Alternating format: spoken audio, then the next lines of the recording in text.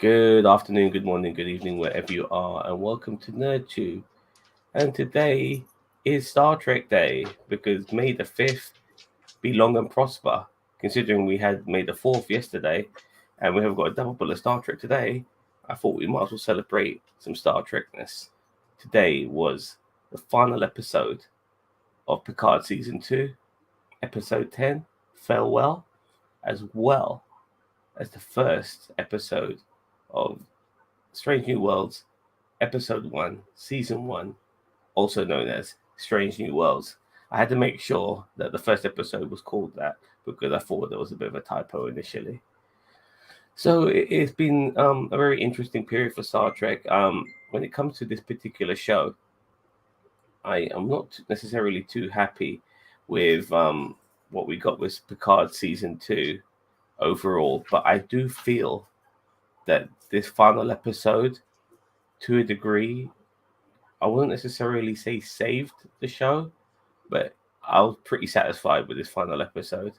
It gave me those sort of Star Trek goosebumps and vibes that I like to feel when I'm watching Star Trek. I'm not saying that this episode has saved Star Trek, but it definitely made me feel good inside. I actually choked a little bit. I was feeling all emotional. I had to hold back the tears. And we also got Strange New Worlds, which I'm very much looking forward to. And not bad. Kind of an interesting episode. Something I feel like we've seen before to a degree, like amalgamations of different versions of Trek we've seen in the past, but still an interesting episode nevertheless. But we're going to be talking about all of that in a second. First of all, let me just introduce. I'm not sure if I already introduced you first, Mage, but I am going to introduce you regardless. How you doing, mate? I'm doing great. Proud to be here as always. Live long Thank and you. prosper, everyone. Okay. Well, yeah, live long and prosper to you, my friend. Well, first of all, before we start talking about this, and hopefully Tyler and Joshua will be joining us shortly when they can, let's just have a quick look at Daniel Vance's messages. Daniel Vance says, I hope Mage is here. I need someone who could accurately translate my geek speak. Yes, he is here. You'd be happy to know. You've got a fan favorite now. In 15 minutes, I'm starting without you, whether you're here or not. Yes. And then we need Tube intro music. We'll have to figure that one out eventually. Greetings, fellow Greek inclined individuals. Let your inner nerds shine. Yes. And I have to say, this month of May is packed with the ending of Moon Knight, Star Trek as well, a couple of different types of shows. And on top of that, we'll be getting Obi-Wan Kenobi pretty soon. And maybe something else. Oh, well, yeah, of course, we still got Doctor Strange and the Multiverse of Madness as well. Squashed in between all of that. There's a lot of shit coming out this month. Incoming communications transfer to your station, and learn from my more musical inclined brother that Picard's theme is based off of the song Picard's son wrote. His son from an alien probe flute life in TNG. Well, I'm glad people. I mean, these are sort of things only nerds can really figure out because I didn't pick up on any of that shit. Now, as we sounded familiar. Let me just quickly tell Tyler to join. Hurry up and join. And as we not wait for them, because we are going to start talking about this episode, but these episodes initially. But before we start breaking these episodes down, how did you find the season finale of Picard, Mage? I've got mixed feelings about it. There were parts I really liked about it, but overall I kind of found it underwhelming. The pace, while being a good pace, it seemed jarringly slow compared to the fast pace of the few previous episodes of the show, where they kind of crammed in tying up a lot of stuff all into the last episode. This time they kind of took their time, and it almost sometimes felt like they were filling time out. Did you honestly feel that? I felt the opposite, mate. I honestly thought the final episode was really quickly done. Like we had the conclusion towards Renee's space adventure, so to speak, and her going into space for the Europa mission. I felt that was done within 15 minutes and all of that. And then we started going into other things like having to go tie up some other loose ends, like regarding Rios staying, in the present, and then them obviously having to deal with Agnes in the future or their particular timeline. I thought some things were done reasonably quickly, but okay. Before we continue hearing what more you have to say, let's bring in Marty McFly himself. How you doing, mate? Hey, fellas. Good to Are see you you. in the toilet? No. Okay. No. Okay. Sorry, I do apologize. Spare room. Okay, fair enough. Trying to get situated on my tripod here.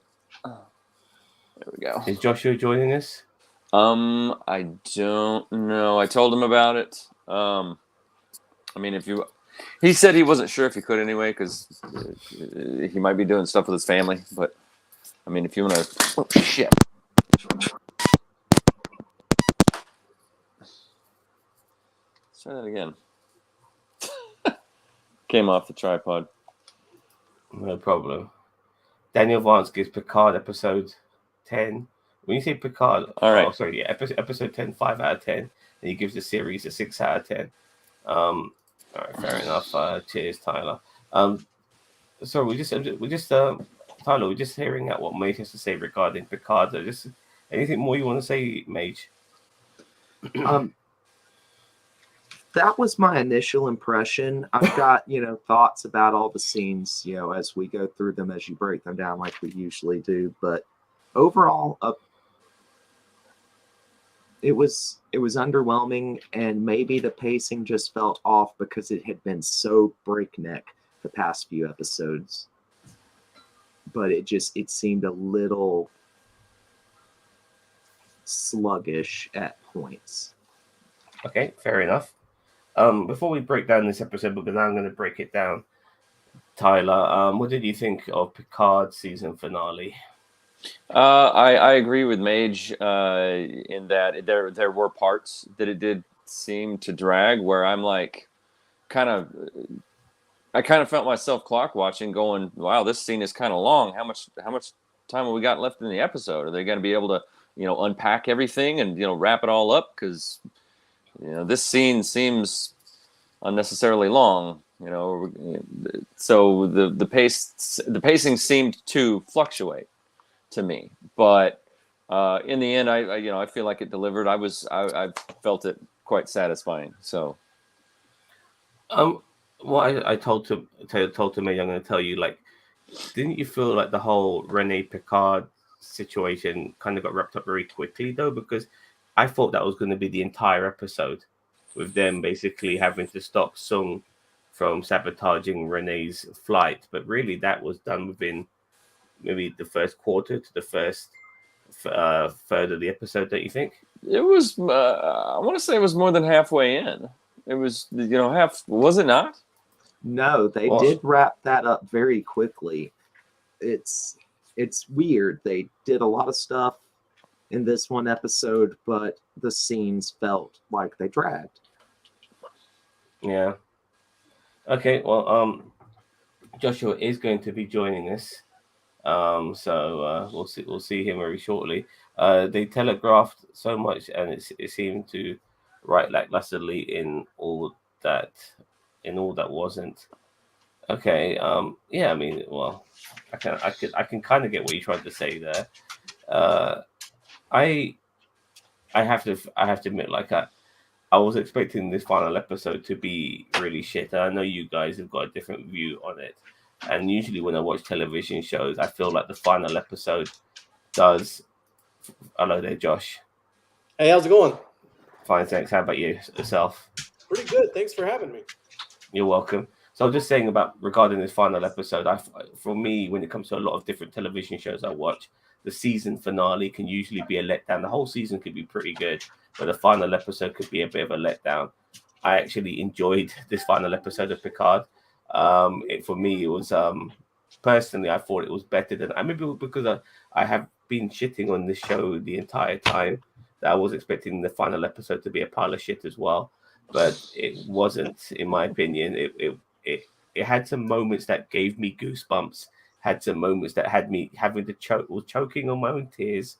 You know what I mean? Like seeing him hug fucking Q. I mean, come on, man. Like that made me so happy. I loved it. Like it was like they're burying the hatchet after all this time, and all of that. I'm a bit iffy about the Borg joining the Federation and all of that. That's a bit weird. But still, but let bygones be bygones. I know you assimilated half the universe, but we're cool now. Anyways, what did you think of this final episode of Picard? For me, it was a lot like Discovery in that, it seemed like, for the majority of the season, they took a plot that, TNG would have done in like 2 episodes and stretched it out like the entire season. And Discovery was having the same issue, or it was just going on these endless side quests to kind of fill time because they got to stretch the plot out for 10 episodes or whatever. But Discovery's finale was much better than most of the season, and I did really like the Picard episode.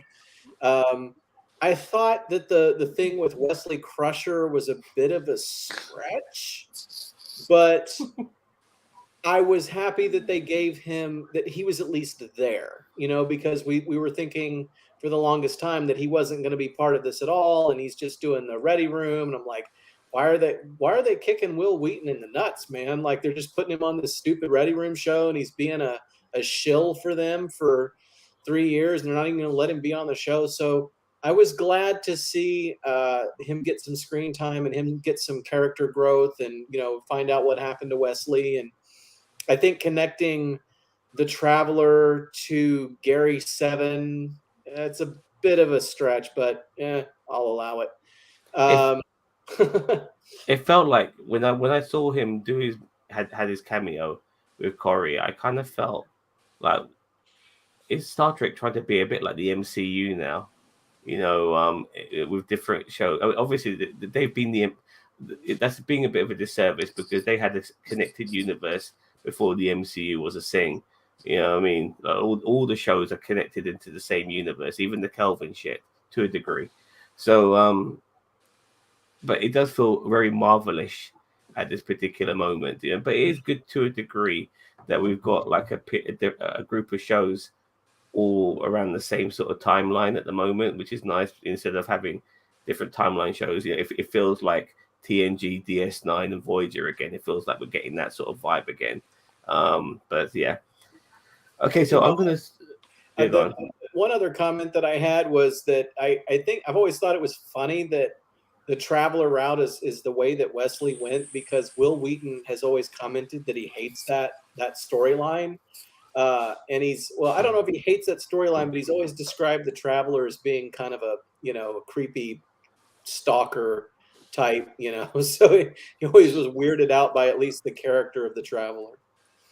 Yeah, I think irony, and plus the fact if the guy wants work, which he hasn't been getting much recently, then this is it for him. So, and he's always going to be Wesley Crusher, so you might as well embrace it.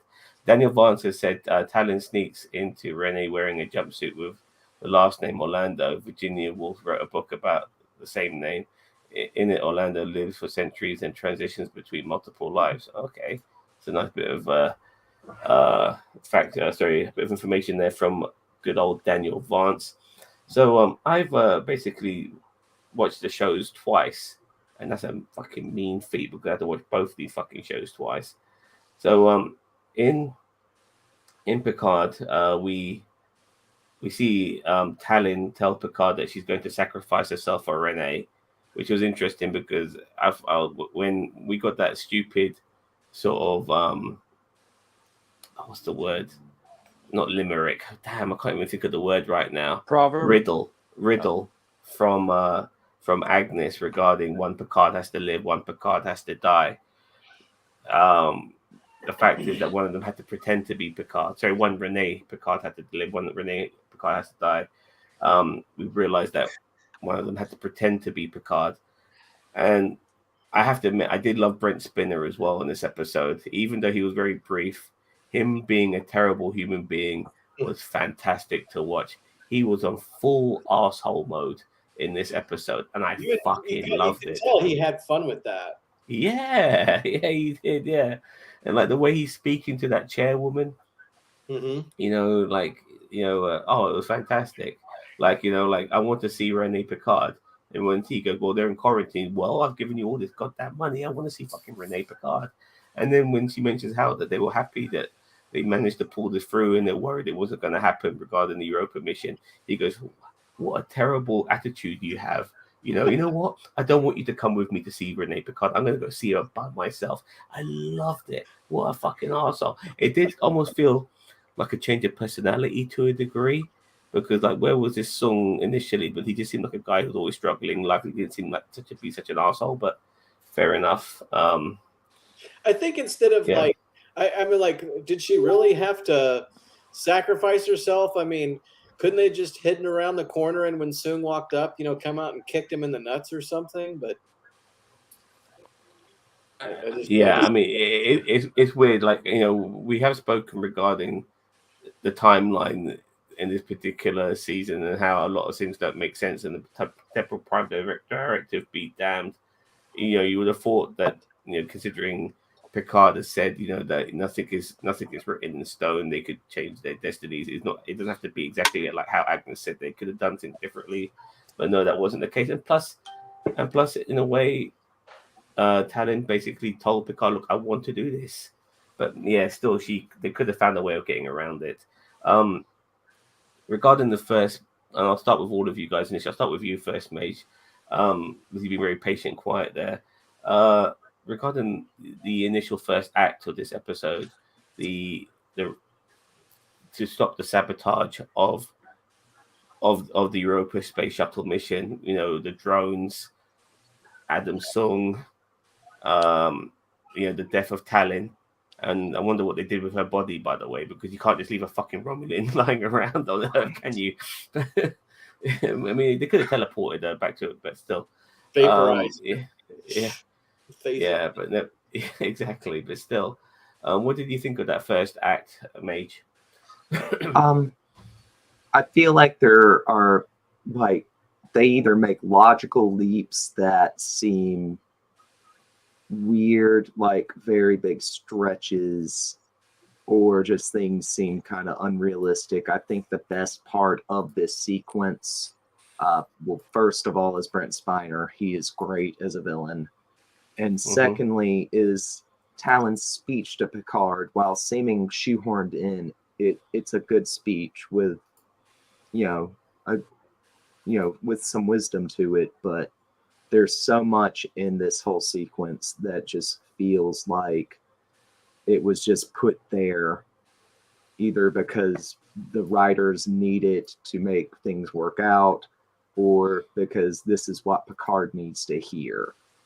Like, Talon's whole speech doesn't seem to be inspired by anything that her character's ever actually lived through. She's never hinted at dealing with these sorts of issues of moving on from the past, but yet she says, this is what I've learned just now.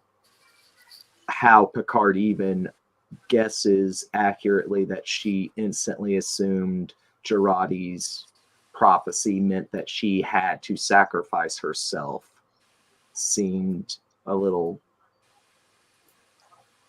like it. How did he figure that out? And don't even get me started on hardwiring a drone like docking station to manually override them. Considering they've got technology, which is, I mean, their fucking tricorder should be far superior than everything in Sung's goddamn laboratory, but nevertheless, they were finding it very difficult to crack the fucking code, so to speak. All right, fair enough. I was like, oh no, we gotta hardwire these drones. Like, vaporize them with your phaser. Yeah, good point. Cheeto. Yeah, good. Cheeto's here. I'm heading Have into fun, Doctor Cheeto. Strange. Good looking panel. Have fun. Thank you very much, Cheeto. Enjoy the movie. I'm going to see it tomorrow. Yeah, me too. Jack Sparrowing it tomorrow. How did Jurati know to tell Picard to look up in the first episode she was not there for any of that backstory? I don't know. I don't know. I mean, I've said all types of things. Like, I mentioned this to you, Tyler, yesterday or the day before. But theoretically, the punk rocker who was on the bus in that previous episode, who was from Voyage Home, shouldn't be there. because if the timelines change, which is why Guinan doesn't know about her interaction with Picard, because Nazi Picard never went back in time in that particular timeline. That means the voyage home shit never happened either in that fucking timeline. So why the fuck is that goddamn punk rocker like touching his neck like Siki shit? I don't want to get Vulcan pinched again, because that shit never fucking happened. You know, like, oh god, yeah, it really pisses me off. And you would think in the previous episode, killing off 10 mercenaries who are from that timeline would cause some sort of butterfly effect, but no, you know. But no, none at all. But yeah, that's why I'm having problems with this particular season. I have been Team Alex Kurtzman, but this season, because I forgave him for, you know, initially how he started off with Discovery. I thought he was trying to make it too Games of Thronesy in space, but I felt like they course corrected from season 3. But I felt they took a step back with this season. A lot of fan service to a degree, some familiar faces as well. But still, like there was a lot of bumps in the road regarding what Star Trek is supposed to be, and especially when you're dealing with time travel, don't fuck up this much, you know what I mean? And they really did, you know, like I said, the Prime Directive be damned. Tyler, what did you think of the first act of this episode? I'm trying to remember. I watched it at lunch, and I only had time to watch it once. I'm trying to remember. Maybe circle back to me. Okay. Just to give you a reminder, we had the stopping of the sabotage of the Europa mission. We had the death of Talin. We had the drones. We had Sung being an asshole. The drones, the whole drone thing is like, okay, Rios has control of one of the drones, and I'm gonna crash it into one of the other drones, and I would think that crashing it into another drone would destroy that one as well. But no, the one that he's controlling is still going. Now it's going to hit the second one, or the third one, and the fourth one before it goes down. That was a stretch for me. Yeah, I can understand. But did you like the fact that they kind of wrapped up that storyline very quickly? In my opinion. Yeah, I think they had to. They can't, because there's so much to unpack. You know, they had to keep it moving. So I was okay with it. And yourself, Josh? Yeah, I didn't see the point of the whole drone thing. Like, a drone's going to take down it was this big. I was going to take down a rocket ship. All right. I thought it was, that the drone thing didn't do anything for me. The death of Talon, while powerful, I think she should have just kicked him in the nuts. I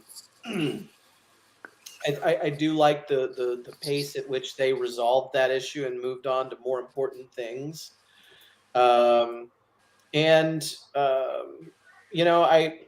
thought it was neat when Renee Picard took off and went on the mission. I thought that was cool.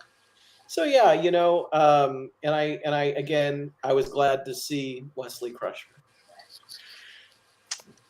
Yeah. Okay. Well, we're going to get on to that now.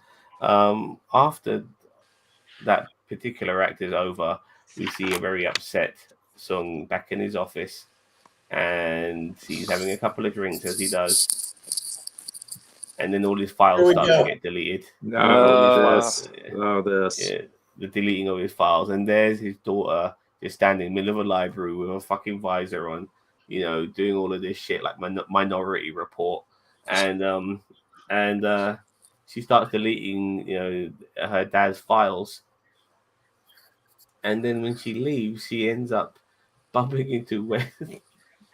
Like, you could have given him some sort of outfit to make him look a little bit prestigious. Guy looks like he's fucking living on the streets. But nevertheless, we see Wesley Crusher coming along, and he says that his name used to be Wesley Crusher, and he's now part of a group called the Travelers. Now, I did write this down because I wanted to make sure I got this right. I apologize. Let me make sure I got it.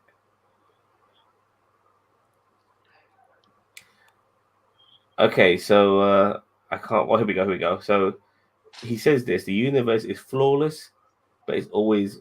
Well, he didn't say that. I'm paraphrasing. He says the universe is flawless, but it's always a fuck up away from total annihilation, and we are here to intervene when we believe it's the right time to intervene from it being totally fucked up from total annihilation, and that's why we are the travelers. They're like some sort of, they remind me of some of the more mystical beings you see in the MCU to a degree. I mean, I really feel it's going that direction, like the Watchers and all these other fucking things. But yeah, he's the travelers, and he recruits Corey into their organization, and he does a red pill, blue pill. Like if you take the red pill, so if you take the blue pill, you'll wake up, still in Wonderland, and everything will be normal, and you live a regular life. But if you take the red pill, you'll be part of the fucking travelers, and you might be in danger and all of that, but still, you'll be part of an organization that, trying to change the universe for the better. What did you guys think of that, Josh? I mean, let's just talk about that in a bit. That really caught me off by surprise. And before I give it to you, I do recall, obviously, people going on about how Wesley Crusher is not going to be in season 3, but I do feel that might have been a bait and switch all along, because we saw him at the end of this episode, so maybe there was something to it. You know what I mean? So it was like a joke all along, an inside joke that we weren't a part of, because he was in this episode. What did you think of all of that, Josh? I thought that again. I thought it was really a stretch. And I don't know if any of you are familiar with Major Grin. It's a YouTube channel, and this guy edits these videos that kind of poke fun at Star Trek all the time. And Okay. he put one together today that was great, where we're like, they're in the past and we're ensuring this and we're doing that, and then he cuts to Riker in where no one has gone before, saying, then why in all the history of our Federation do we have no record of you visiting us? And the Traveler says, well, up until now we've had no reason to visit you because you've been uninteresting. So which is it? Are they uninteresting, or is this something where they invest in all of history? Was it a lie? I felt like they were trying to connect two different things that were two different things. Like the Assignment Earth thing was its own deal, where there was a planet somewhere with people who were recruiting various different species to help the development of other worlds. Whether the Travelers, another clip that he shared was, when Wesley first becomes a Traveler, all these people are shooting at each other, killing each other. He's like, well, what about these guys over here trying to murder each other? And the Traveler's like, we got to trust that they can handle their own problems, because we're going to another plane of existence, and that's more important anyway. And they just walk off and just let people shoot each other. And it's like, yeah, I just feel like that, again, they were connecting two things that weren't connected, and it's really a stretch. Fair enough. Before I pass it on to you, Marty, let me just quickly read some Daniel Vaughn's comments. When Rios destroys the drones, we hear all drones terminated. Strike sequence cancelled. Foreshadowing for the Borg under Jurati as the Queen. Okay, very well said.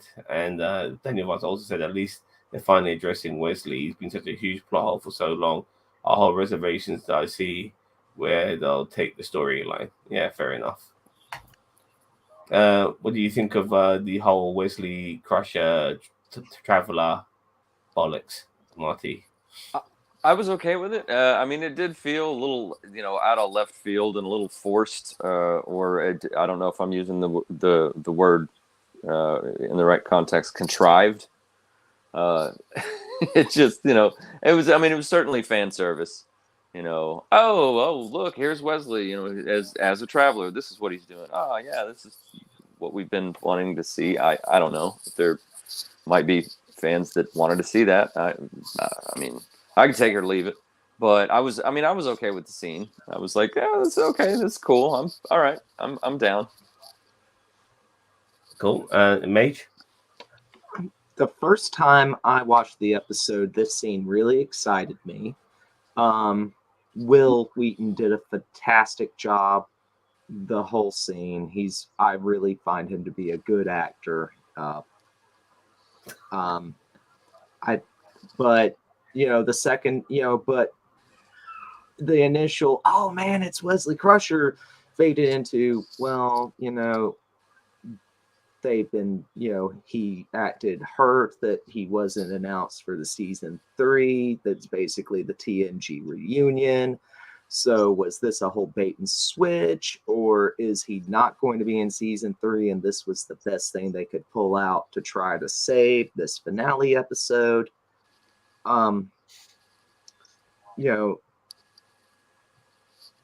The kind of use of the TNG ending episode sting kind of seemed shameless. And overall, it ended up feeling like a stunt, especially by the end of my second watch through of it. I totally agree with you. You can't complain. He can't have him complain about not being in season 3 when he's at the end of season 2 and he's going in a whole different direction. Now he's a fucking traveler, for fuck's sake. So it would make no sense for him to, and he's formally known as Wesley Crusher. That's his old. That's he doesn't go by that anymore. What he goes by, who fucking knows? But nevertheless, he's something else now, so he can't be with the crew. And the traveler plot line. It's just to say hi to Picard, like, "Hey, how you doing?" Yeah, I mean, you would think that, but maybe what he has to do is bigger than having reunions with his dad, as far as and he is his fucking dad. I don't give a fuck what people say. His new name is Traveler C-137. Yeah. So where are we now? So all right. So with the future saved, but our gang, Picard and the gang, are not able to go back to the future. They, no pun intended there, Tyler. Get out of town. They realize they have to make their lives now in this particular timeline, and so they're preparing themselves to find a job, pay their taxes, all this sort of shit. Probably stuff they're not even fucking prepared for. But nevertheless, they have to. They do accept it. The only person who's probably cool with it is Rios. And as Picard is putting shit back together again in his chateau, we see Q. And this was a very interesting interaction. I do feel that the lack of Q this season is a disgrace. I mean, people wanted Q, a lot of Q.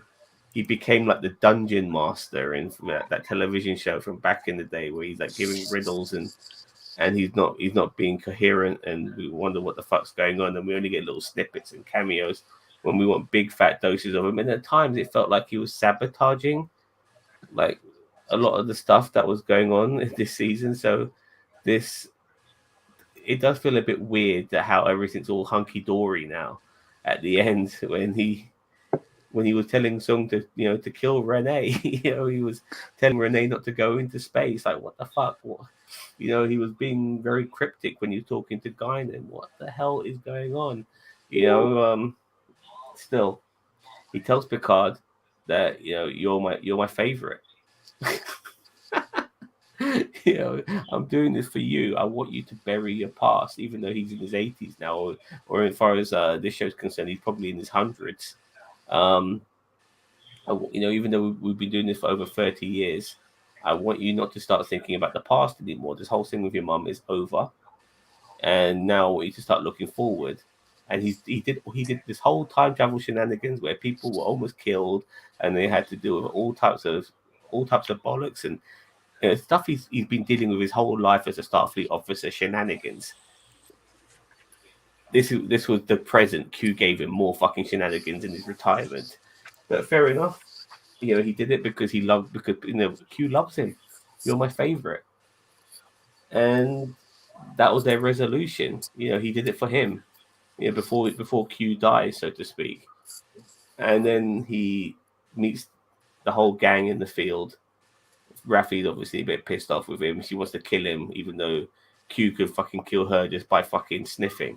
You know what I mean? But still, that's what he wants to do. But then when he tells them that I'll send you back, she calms her shit down. Then Picard gives him a hug, and I have to say, I love that. I fucking love that hug. I love that hug. Great. And you saw Q's face, like Q's been around for forever. I mean, there's probably a number we can't even comprehend for how long he's been around. He's probably never been hugged in his life, not like that emotionally. Felt something that nice, and that was a really interesting, cool moment. And then with his last moment in life, he snaps them. He does a Thanos and snaps them back to the fucking future. No pun intended. What did you guys think of all of that? I'll start with you, Marty. I loved it. For me, it tracked, the whole, that I always knew. I knew from the beginning when Q showed up that he was in this for Picard's benefit. He's not. Yeah, he gives Picard obstacles to overcome, but he knows that Picard can handle it and is capable with his crew. Are able to kind of solve this puzzle and this riddle that Q is set forth in front of them, just because of mainly because of the TNG episode Tapestry. That's when I realized that okay, Q's not really a villain.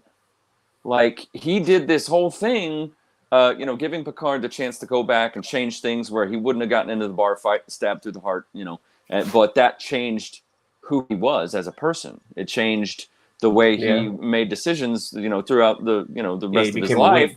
And he wasn't the person that he was. And Picard, realized, hey, I shouldn't be regretting my past. I should, because our past and our experiences make us the person that we are in the present. And, Q did that whole thing to bring Picard to that realization. He didn't have to do that. He did that for Picard's benefit because he likes Picard. So I knew from the beginning of the season, from the first episode when Q shows up, I'm like, okay, this whole thing is going to be just like in All Good Things. Again, he's like helping Picard expand his mind.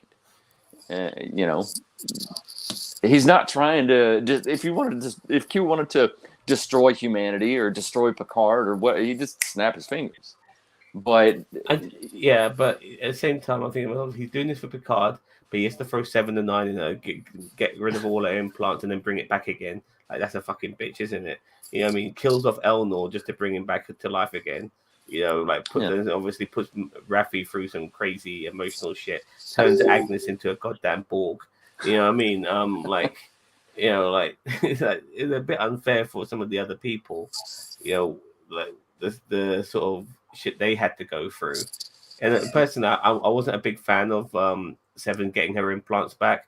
I think it would have been good for her character that she didn't, because then over the years when we watch Star Trek, we see, look, there she is with implants, there she is without. So we know that there's progress in her character.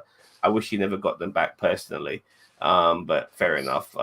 What did you think of the end of Q, Josh? With him Thanos snapping them back and basically giving the last remnants of his life to bring those guys back to the future. I figured that was probably how it was going to go, and I liked that part. It's sad to see a character like that go, but like Data, an actor can only play them for so long.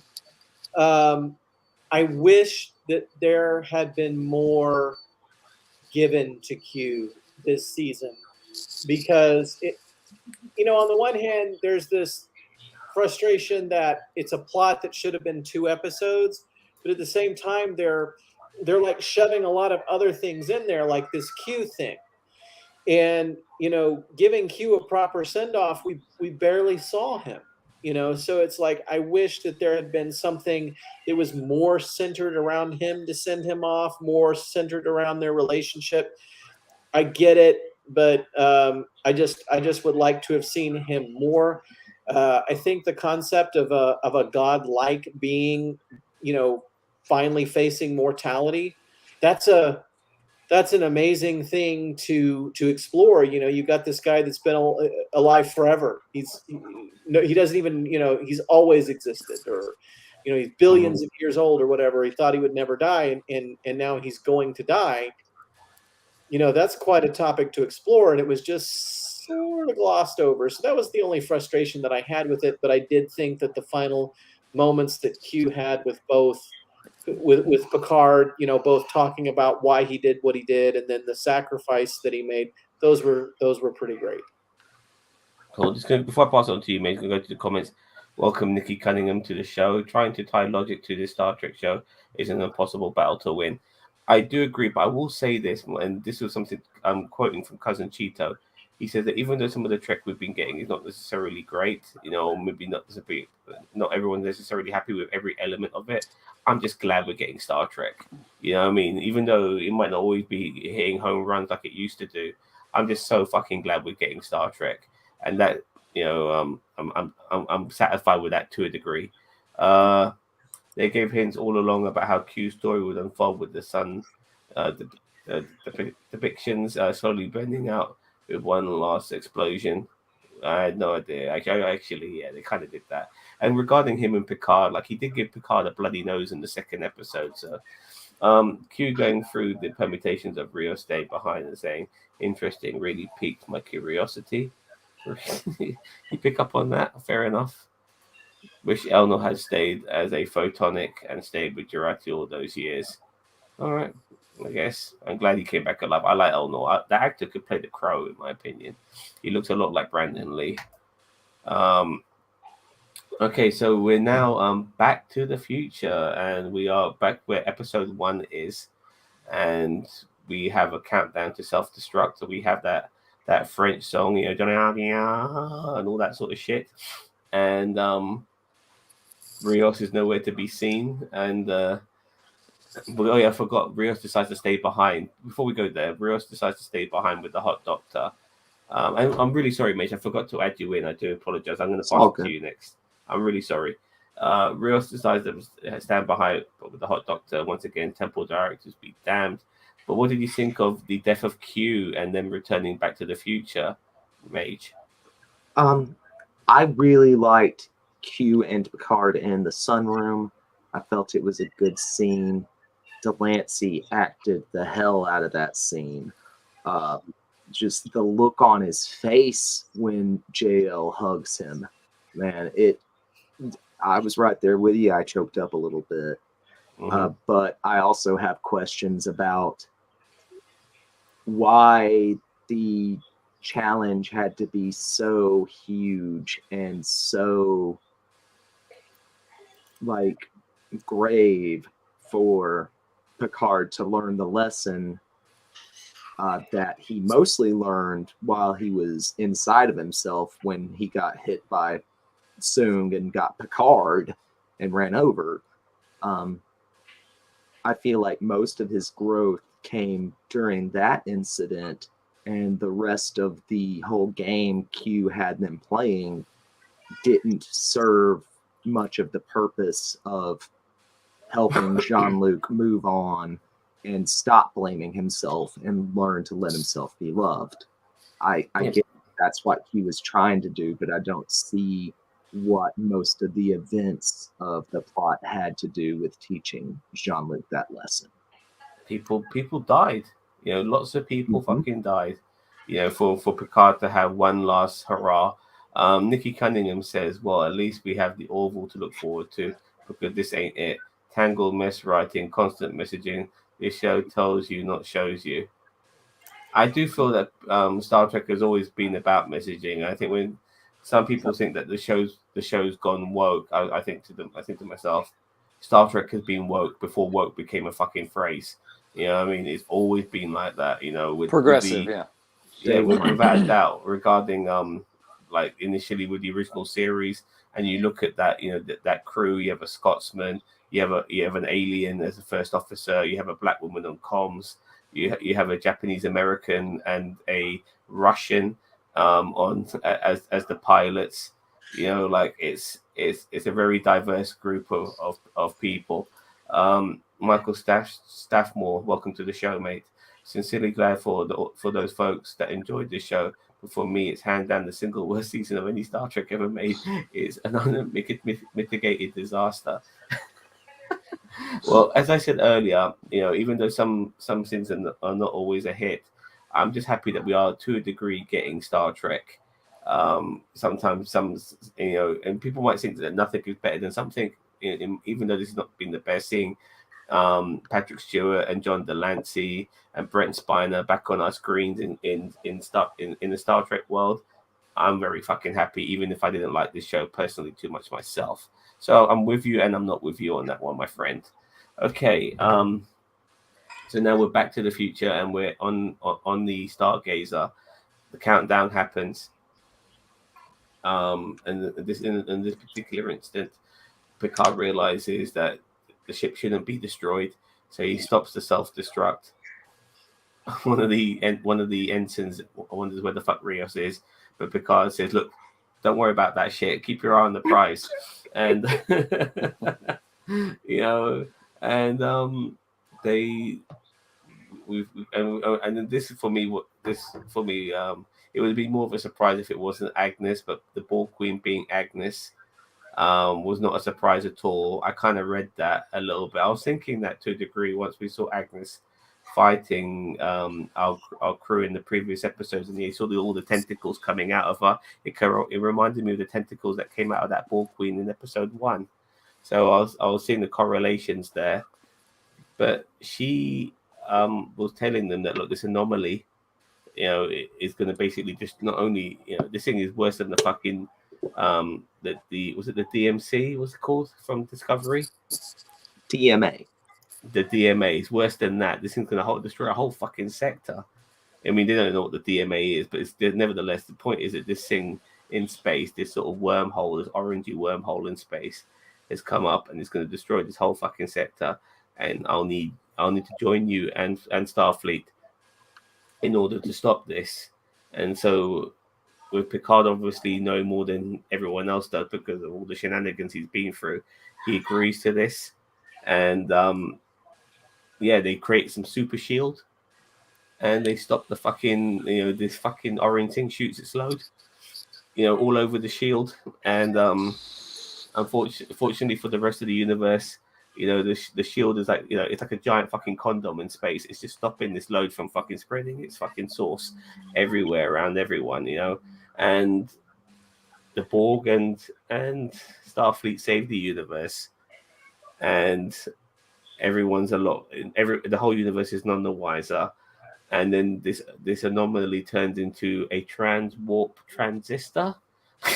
Whatever the fuck that is. Maybe you guys can explain that shit to me. And the Borg ends up joining Starfleet because they said they want to analyze this thing.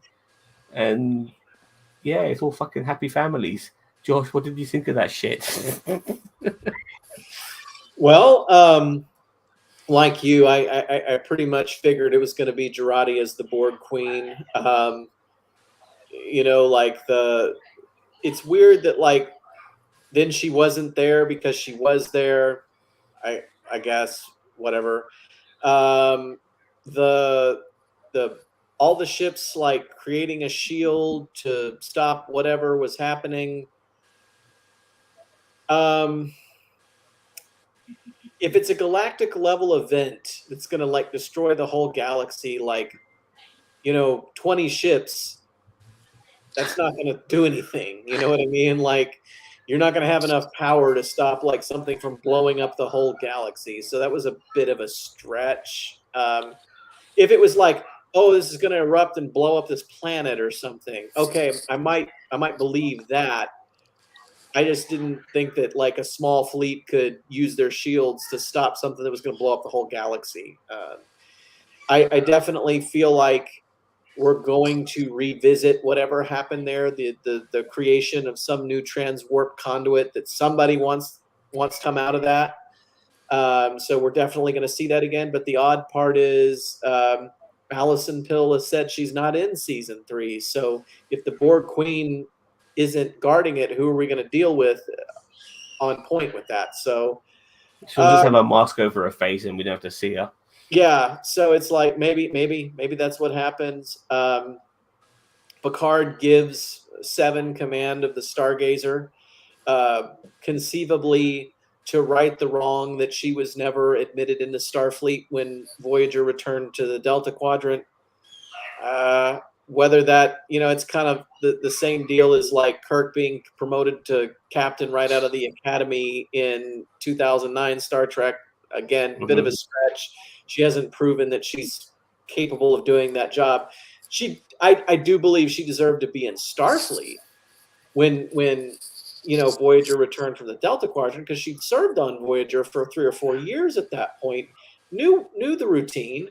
And this, she was a Borg, therefore, I mean, Chakotay had been a freaking terrorist, and they let him back in.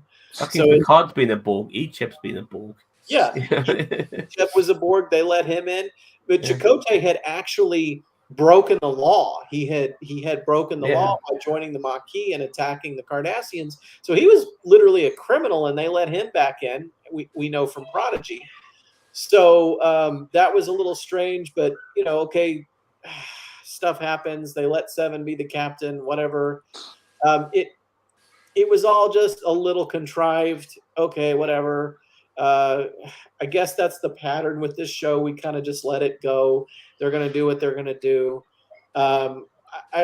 So yeah, that was kind of my thoughts on that. It didn't stop me from like completely suspending my disbelief and not enjoying it, but it was a little, Fair enough. Let's go to get to the comments here. Daniel Vaughn says, "What future that Jurati mentioned from whom, where, when does it originate? It has to be something tied to the old TNG crew to bring them all back together next season. You know what? Maybe, maybe not. I mean, they might just come back because it's somebody's birthday and shit like that, And and Poker night. Poker night. Yeah, do you see that meme regarding Poker night? Like, you have Data as an android, can analyze everything. You have Worf, who doesn't take cheating lightly. He's, so because he's a fucking Klingon. You have Troy, who can read people's emotions and stuff like that. You have Geordi, who's got the visor, who can see the cards and shit. And yet the best player is Riker. But anyway, Nikki Cunningham says, did the aliens from Voyager episode Dragon Teeth create those conduits or discover them? Guys? Because she doesn't remember. I don't remember. The other board. Pretty sure those were discovered. And by the way, do we have like two types of Borg now? We have good Borg and bad Borg. I think we do, yeah. Okay, interesting. The Voldir, I think, was their name, and they created, and that's what Daniel wants to say regarding that. And Nikki Cunningham is saying thank you, or okay, that's a possibility. Sean Emerald, welcome, Sean Emerald. That's a very Irish-sounding name. The whole show is mostly fan service, so I can suspend disbelief just for that. Yeah, I mean, it's fictional anyway, so I can suspend disbelief regarding that too. But nevertheless, I do feel that regardless of the fan service, the continuity was terrible for this particular season. They really fucked up in several places. But don't get me wrong, I enjoyed it, and I didn't. It wasn't perfect. I'll give you my rating of the show in a bit. The color of the portal alone made me think Species 8472. Wasn't it green though? Species 8472, their portal. Well, this portal was orange and it turned blue. But yeah, they could put another they could put Deep Space 10 there and whatever, and get fucking Jake Sisko there.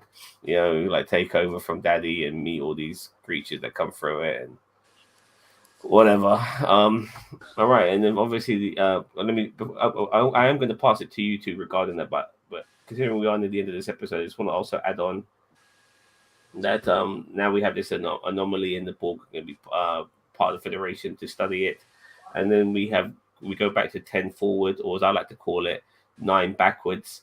And Guinan's there, Whoopi Goldberg's Guinan, and we're having drinks, and she's telling Picard and Rios about the life. So she's telling Picard about Rios, about the life Rios led after they went back to the future. Like he done all this crazy shit. I mean, I'm sorry, it does slip my mind, but that his stepson, that kid, like he cleaned up all the lakes and the oceans and the skies and stuff like that. Like, what the fuck? This is absolutely bizarre. They have a toast. Obviously, Elrond's there having his first bit of alcohol in his life, and then we go back to Chateau Picard, where Laris is there now, and Picard tells her, I'm no longer going to be looking backwards, I'm going to be looking forwards from now onwards. But I think Laris is also planning to leave the chateau. So wherever she goes, new adventures for her. And that's the episode done. So with the Borg now joining Starfleet, and this anomaly now turning into a transwarp transistor, and Brios being the savior of the universe, and so is his son, his stepson, and Picard now looking forward, not backward. What do you think of all of that? I'll go with you, Mage. Mixed feelings about all of the last bit of it. I feel like they're trying to set up for season 3, and I kind of agree with what Daniel Vance was saying. I feel like they're setting up this big, like, actual galactic level threat. Maybe Q was lying, because rule number 1, Q lies, and this was about getting Jean-Luc ready for something of galactic import. But, you know, just lots of wibbly wobbly shenanigans there at the first part when they first came back. Q bringing Eleanor back, I had mixed feelings about that. I like the character of Eleanor a lot, and I wanted to see him, you know, moving forward. But I feel like they cheapened when they killed him before by doing that. If you had something more to do with the character, just keep the character. It was nice to see Whoopi's Guinan back. Hopefully not the last time, but presumably probably the last time. But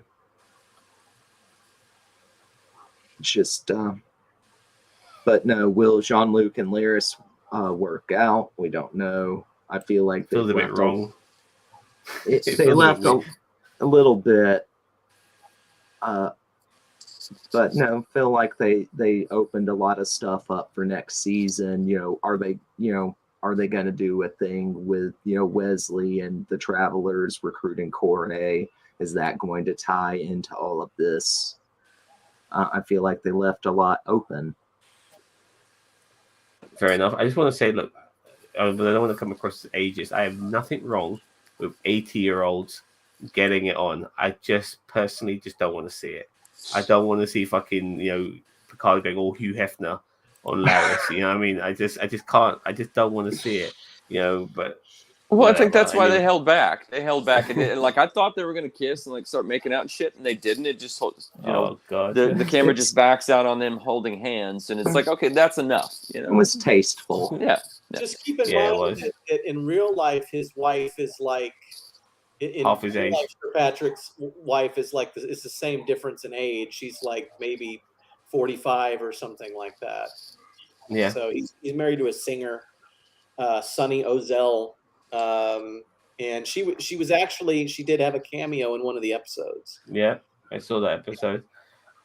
Nikki Cunningham says Cisco, the best Starfleet captain in Star Trek history. A lot of people say that. I like him. I like the fact that he doesn't go by the books. He's quite underhanded. But personally, I'm a Janeway fan. Like bringing back this, a starship from, as well as still following Starfleet etiquette to a degree, and bringing them back from the Delta Quadrant, with all the shit they went through, and recruiting a Borg member, as well as breaking bread and making peace with the Marquis and bringing them on their side, making them part of the crew. All of that. I mean, for me, it will always be Janeway. Janeway's fucking amazing. Nikki Cunningham. I'm sorry, by the way, Tyler. Let me add you in there as well. But let me just read these comments and then I'll add you in there. Sure. The whole season could have been one episode, maybe a 2-parter. Nothing really happened in the season. Yeah, well, that's what they're doing now, Nikki. Like they're doing this overall arcs. This there's one massive storyline. That's the way they do things, which is why. We're going to be talking about Strange New Worlds in a minute. What is why I'm appreciating that, because I do, when it comes to Star Trek, I do like the old school way of episodic, the episodic formula where one episode is pretty much start, what we go on about, and then next week could be something else, and you can afford to miss episodes because it wasn't being an overall arc. Daniel Vance says, there are moments in our lives we fear to relive, and others we long to repeat. While time cannot give us second chances, maybe people can. Picard writes to fans. Nikki Cunningham says, it's like peeling a peanut butter sandwich. Janeway is a murderer. Yeah, I know. Tuvok. Yeah. Well, you know who came first? Tuvok and fucking that child molesting alien Neelix. They came first. And even though like people might not have much love for Neelix because of him being a cradle snatcher, they came first, and Tuvok didn't. So yeah. All right. Marty, Tyler, what have you got to say about the final bits of this episode with them coming back to the future, with them joining the Borg, so the Borg being part of Starfleet, this anomaly, and then Rios being the savior of the past, and so is his son, and Picard looking forward and no longer backwards. Hopefully, no more backward shit from Picard anymore in the future. What do you think of all of that? So, well, before I get to, now that I have the floor, Josh, tell me I'm crazy. When the Nikki Cunningham person first messaged, I just glanced at at the photo before I read the name, and I was like, kind of freaking me out because it looked like a certain ex-wife of mine. Am I wrong, Josh? I was like, oh shit. Who looked like your ex-wife person? Anyway, do what? Which person looked like yours? Yeah. Nikki Cunningham's picture looks like my ex-wife. Anyway. Oh, okay. Look at it. Oh, okay. Yeah, a little bit. Nikki Cunningham, are you Tyler's ex-wife? Just so we know. Okay. No. Anyway, by the way, she quickly said, 1 second. Ex-wife. Janeway's not enough to get her crew home. This guy that had to be dirty enough to win an award for sure. I mean, he had Stockholm syndrome, stuck in that part of space all the time. And she says, "No, I'm not your ex-wife." Laugh out loud. Okay, sorry, Tyler. Back to you. That's okay. So, so the resolution with the Borg Queen and the Borg wanting to be part of the Federation and having benevolent intentions actually made sense because I liked it. I was good with it because from that first episode, that's what I thought at first when it's like this somebody is sending a signal, a message saying, Picard, help us, Picard, help us. And then he goes out and it's like, oh shit, it's the Borg. And well, what is this message that they're sending? Oh, they're asking to join the Federation. And it's like, wow, okay, this is different. This is a quite a revelation. And then, oh no, the Queen beams over and now she's trying to take over the ship and now she's trying to take over the whole fleet. It's like, no. That is not what this felt like. There's more to that, But then I thought, oh, okay, well, I guess that's what they're going with. But that was just, the Borg Queen's way of trying to get her foot in the door, just to take over and assimilate and all that. And I'm like, but it didn't feel like that at first. It felt like more than that. It's like the Borg is requesting to join the Federation. Okay, this is interesting. So they didn't just throw that out the window. That is the route that they went, and I liked that. Rios, that whole thing, no butterflies. Oh, come on, you don't think leaving Rios on Earth, 2024, you don't think that's a butterfly? Big time. And what was the okay, so a moment that you have not mentioned that was my get the fuck out of here with this bullshit moment for me was Adam Soong pulling out the file and Project Con, and I'm like, yo, yeah. I'm like, I hate it. I hate it when first of all, so Star Trek II: The Wrath of Khan, to me, in my opinion, is the best film ever made. Best movie ever made. Ever made. Yes. Wow. And everything about it, it's just a great story. It's great storytelling. The music is phenomenal. So it pisses me off when I see because that's some of the greatest music ever composed. Yeah. Is used for Aliens some of that. James Horner's score. I've got it on vinyl. I was actually listening to it last night. But anyway, it really upsets me when I see when someone tries to remake, or I hated Star Trek Into Darkness because of that. It's like, it's not great. You're not going to have you're not making a great movie by having a character called Khan. You're not, that does not make a great movie by taking certain plot points or elements, stealing those from something great. That does not make your story or your movie great. That's, and Into Darkness I thought was shit. Benedict Cumberbatch, amazing actor. Okay, fine. You want to have him in a Star Trek movie? Have him play another character, but don't try to say, oh well, now instead of being Indian or whatever, Khan's just a British white guy. They whitewashed the fuck out of him. Yeah, and it's And I remember, I resented J.J. Abrams for this. He said, "Well, but when something's good, it's just good." What? He said, "Well, we got Benedict Cumberbatch. Might as well use him." I mean, really? Yeah, use him, but don't make him Khan. Or when I see it like a fan film that uses a Star Trek fan film that uses, and I saw one that did this, that used James Horner's score, the opening theme from Star Trek II: The Wrath of Khan. It's like no, that is like the greatest music ever, and you that's not yours. You have not earned the right to use that to boost your production or whatever. You haven't earned that. You're going on a massive tangent here, by the way, Tyler. I know, but I'm just saying. So Adam Soong Project Khan.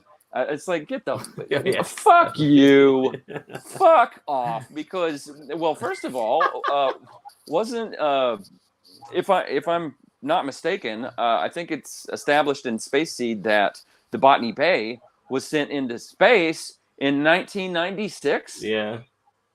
Am I wrong? But they've done Terminator rules, haven't they? Where it got postponed. And fuck off. No. That's not what it was. What was going on there is he was pulling up old files about the eugenics project that would eventually lead him or his progeny, Dr. Arik Soong, to find the embryos from the eugenics wars that were still frozen. That eventually ended up on Cold Station 12. So it wasn't that Khan was going to happen. He was reading something old. Oh, okay, fair enough. Okay, fair enough. All right. I'm glad you explained that, because I always thought they just did fucking Terminator rules. Okay, then I'm sorry. It did ignore my entire rant.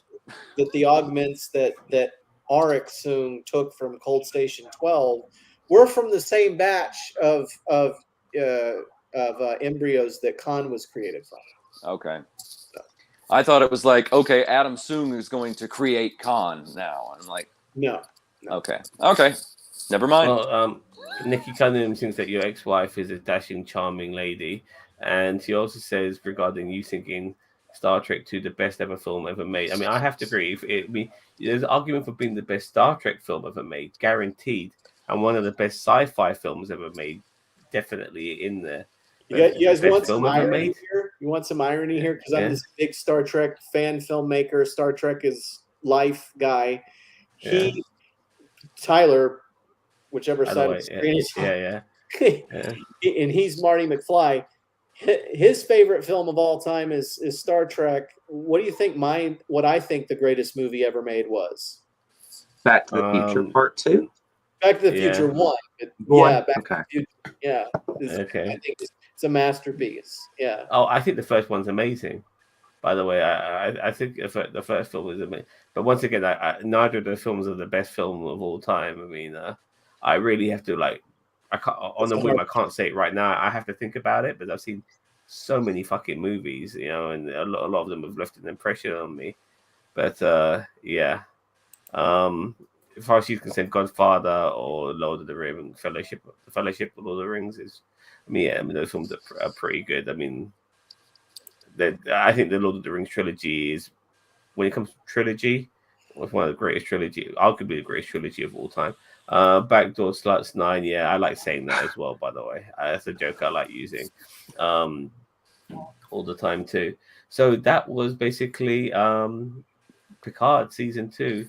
Backdoor gonna give Sluts 9 is Backdoor Yeah. Sluts 9 is up there, but it's a close second to Hitter in the Shitter Volume 12. Yeah, and 2 Girls 1 Cup. But Sorry. I'm gonna give this this Yeah, season. you're this whole- saying offensive things. All right, for a start, I'm going to give this episode a 7 out of 10 because it got me in the feels. Whenever Star Trek gets me in the feels, then it's done something right, in my opinion. And I got me right in the fucking feels. It really did. I think maybe because they went back to the future for a start, and because most of the season was set in the past, and in a way, that's a bit of a cop out regarding filmmaking, or because they don't have to make elaborate sets and go to strange new worlds and all of that. They can just fucking do it on the streets of LA. You know what I mean? So, but nevertheless, I'll give this episode a 7 out of 10. I'll give this entire season a 6 out of 10. What about yourself, Josh? I would give it a 6.5. For It what didn't the quite- episode of the season? The episode, it didn't quite hit me as much as maybe what hit me in the feels, oddly enough, was Prodigy. Prodigy Yeah, me too. really got me emotional when I watched that. The entire season, I'm gonna say like 4.5. I felt like I was saying throughout, it's like, oh, we got all these pointless side quests. I felt like this entire season was a pointless side quest. It was like we only get 3 seasons with Picard, and we're going to spend 1/3 of that time in the 21st century. More than a third. I More just- than a third. I just didn't Like, like it. We're talking like 4/5, if you want to really put it like that. Of the entire show. The entire Yeah. show. Because it's only going to be 3 seasons, and that's it. Yeah. So we get 3 seasons in this post TNG world we've been wanting to see for years. They're going to give 3 seasons of that. We spent a whole season in the 21st century. That's irritating. Yeah.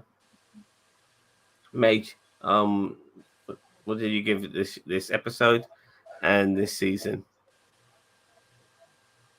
This episode, while being a little bit better than last week, I still think I'm going to give it a 6 out of 10. And that's probably where I'd land for the whole series. I feel like it started off with really good potential, and just the quality declined steadily as we went on, creating more problems than they could reasonably solve and tie up within the 10 episode span, and ending up with pacing problems because of writing themselves into a corner. They had some decent fan service, but overall not enough quality writing or pacing. Fair enough. Before I pass on to you, Tyler, I just want to quickly mention here, Nikki Cunningham says, are those animated shows any good? I haven't watched any. Yes, both. The animated both shows good. are the best stuff they're making right Yeah, now. Prodigy does have a bit of a Star Wars vibe about it, but I thoroughly enjoyed it. If it's a new way, it's a different take and trying to bring a new generation of Star Trek fans, so a new generation of people to become Star Trek fans, because as you can see, we have a quadrant of middle-aged motherfuckers here, and we do desperately need a new generation of Star Trek fans. I think it's fundamental, and I'm hoping Prodigy will do that. Whilst Lower Decks, which won't bring in the new generation of Star Trek fans because it's not meant for younger kids, it's not meant for a younger audience. But still, it is a fantastic show, very funny, and I like seeing Star Trek poke fun of itself. And with decades of material out there, it's able to poke fun of itself Not right in now, various ways. I'm on a live podcast. Period. I'll Yep. call you soon. Period. Mm-hmm. Sorry. And Nikki Cunningham, yes, we're about to talk about Strange New Worlds. It's a long one today. We'll be talking about that right now. Prodigy is geared towards getting... Yeah, I'm going to come to you, Tyler, don't worry. Prodigy is geared towards getting new kids into Trek. but it is good. Lower Decks is pure fan service. Well done. Yeah, it's fan service in the sense that, like I said, you can laugh at it. When stuff has been around for a long time, you can laugh. You got material that you can laugh at, and that's what I like about Lower Decks. It's very cleverly written, though. You know what I mean? That's what's so good about it too.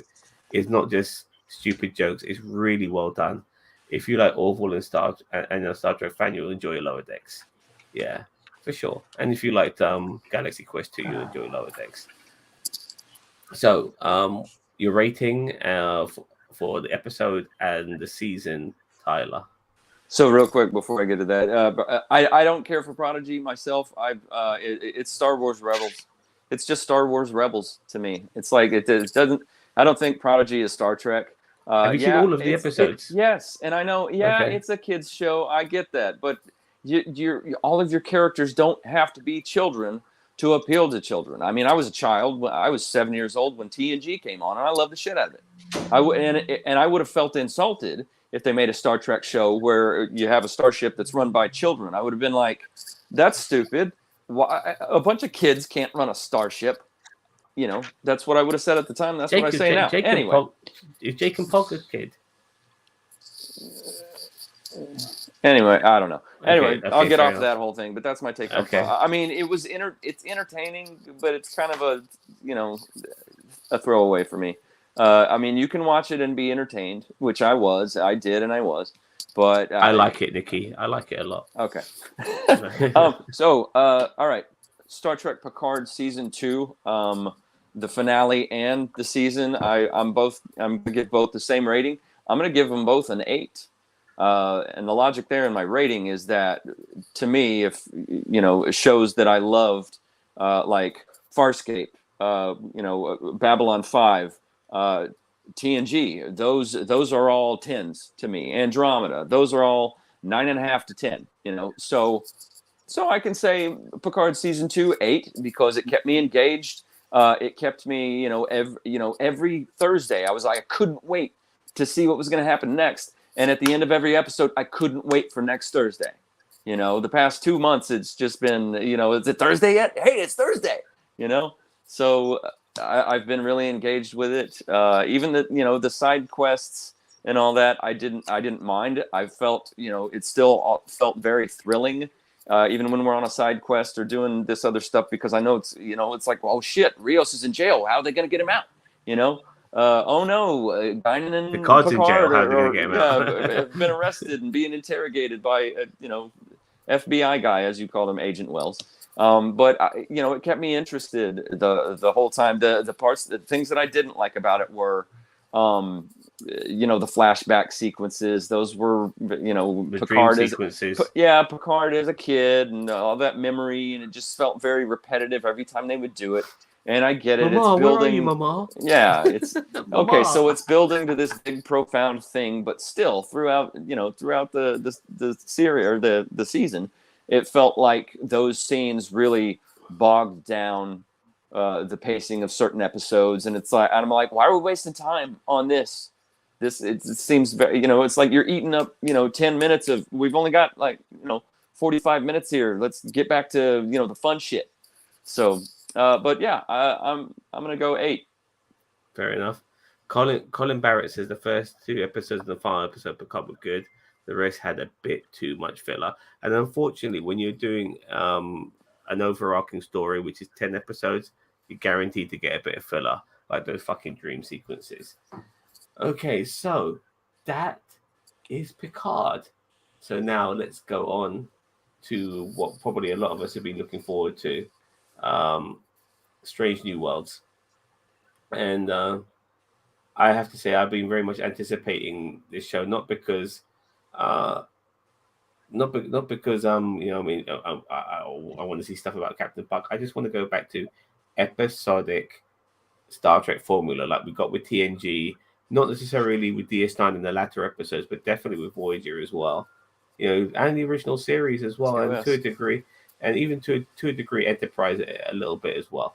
So I'm very happy. It kind of feels like that because after the pilot episode of this, it did feel like, okay, we're going on to the next thing. Like they resolved what got resolved at the end of this particular episode. Didn't feel like it was going to continue into the next episode. It was like it was done, and we're on to the next thing. And I very much appreciated that. Now, before I start breaking down the episode and talking about it bit by bit, I'm going to ask you all individually what you thought of the pilot episode of Strange New Worlds. I'll start off with you, Mage. I really enjoyed Strange New Worlds episode 1. I feel like it had a lot of good stuff going for it.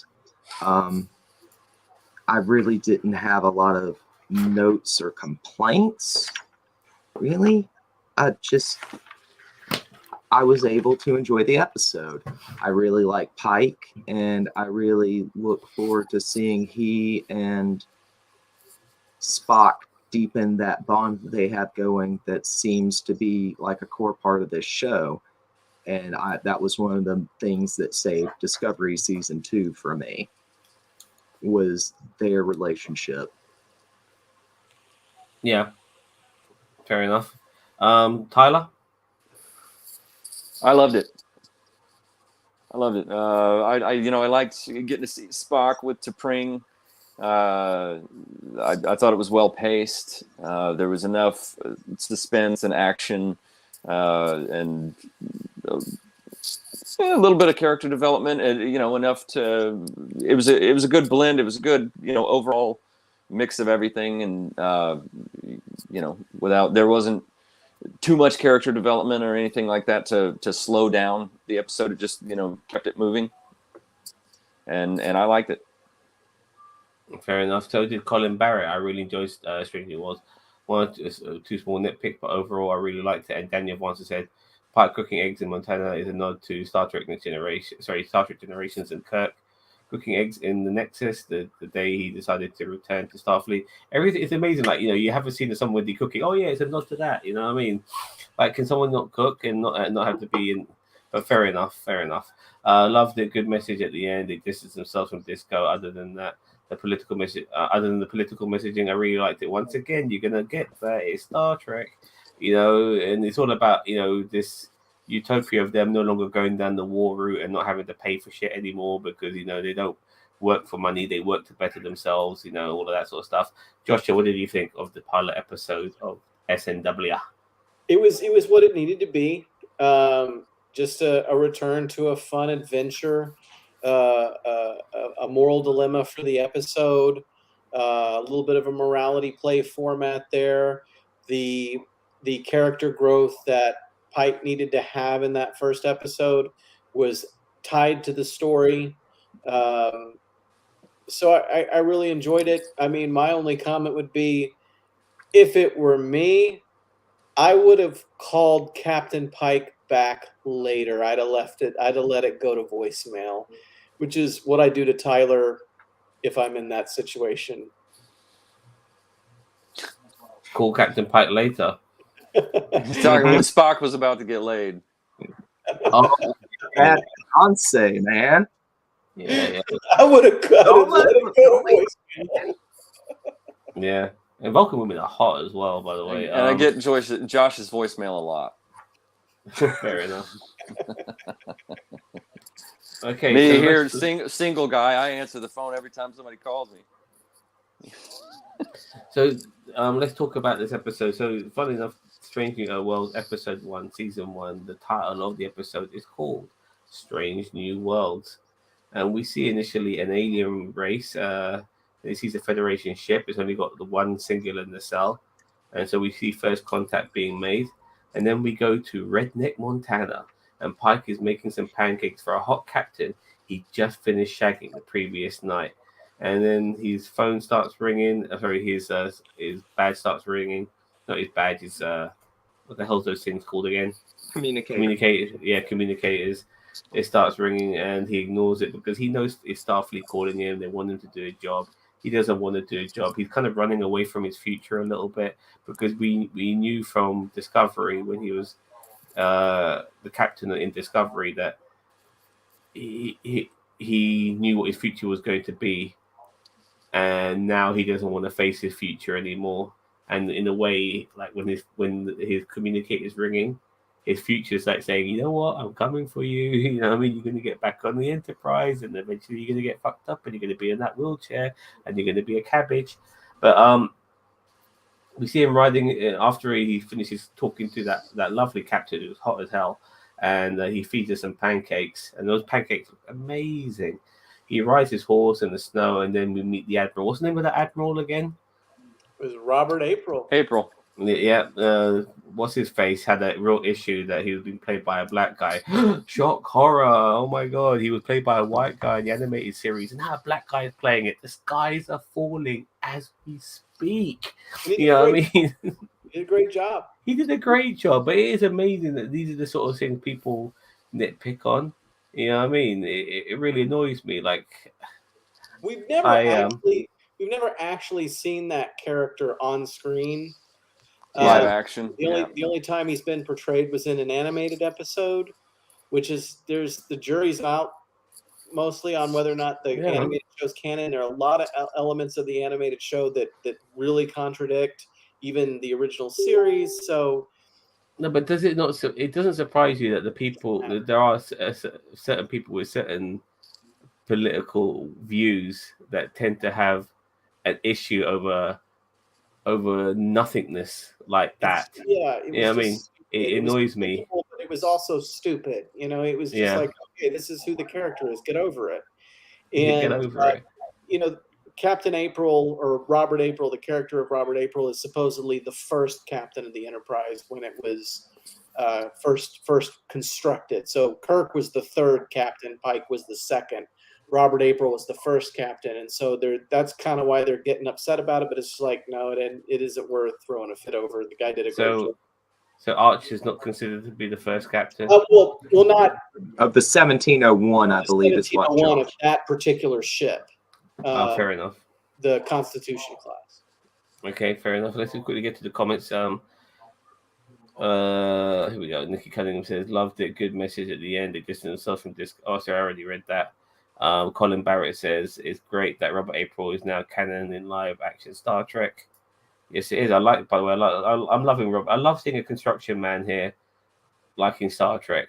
I just like that. Anyone with an issue over April being black is showing you who they really are, a racist. Yeah. Oh, yeah, exactly. And some people unfortunately do have an issue with these sort of things, and it's amazing.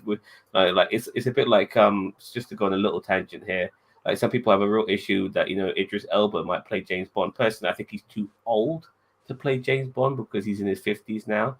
You know, but I have no problem with a black actor playing James Bond. But some people have a fucking issue with that. You know what I mean? So it's weird. You know, we're talking about a fictional character here. You know, some people have an issue with fucking, you know, Superman, you know, being gay in that comic book adaptation, and it wasn't even Clark Kent, it was Jonathan Kent.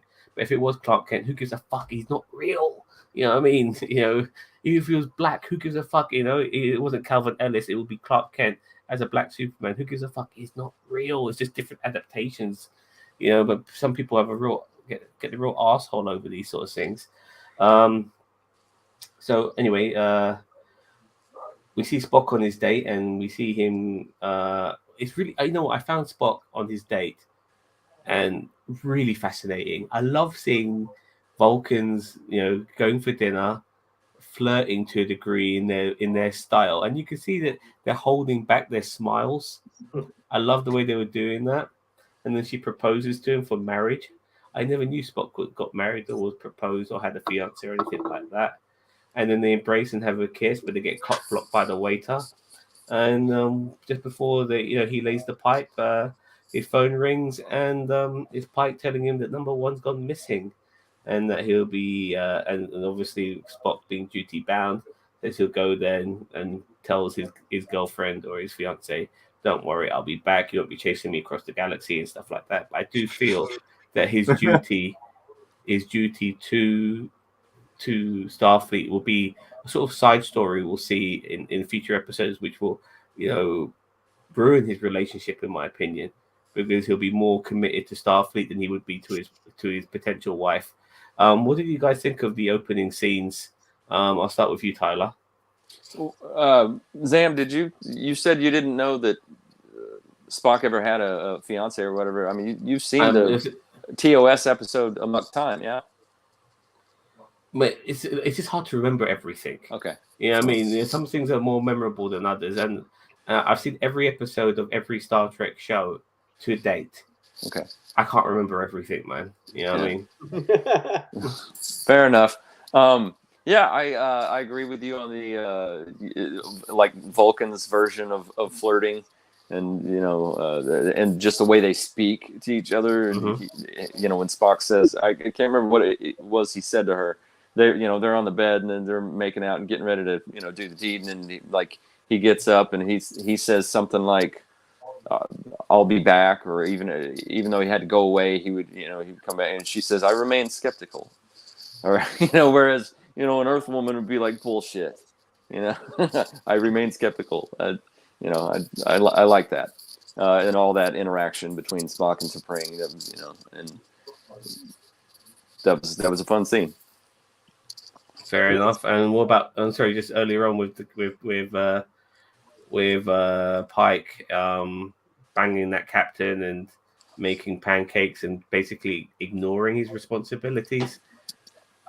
I think those two scenes were in to show the contrast between Earth culture and Vulcan culture, and I love that too. Very good, it's like, oh, this is how humans are. It's like, oh, we're both captains, and we shag on the side when we're not out captaining our ships and whatever. I ship out tomorrow. I'll be back in a month. Maybe we can get together again.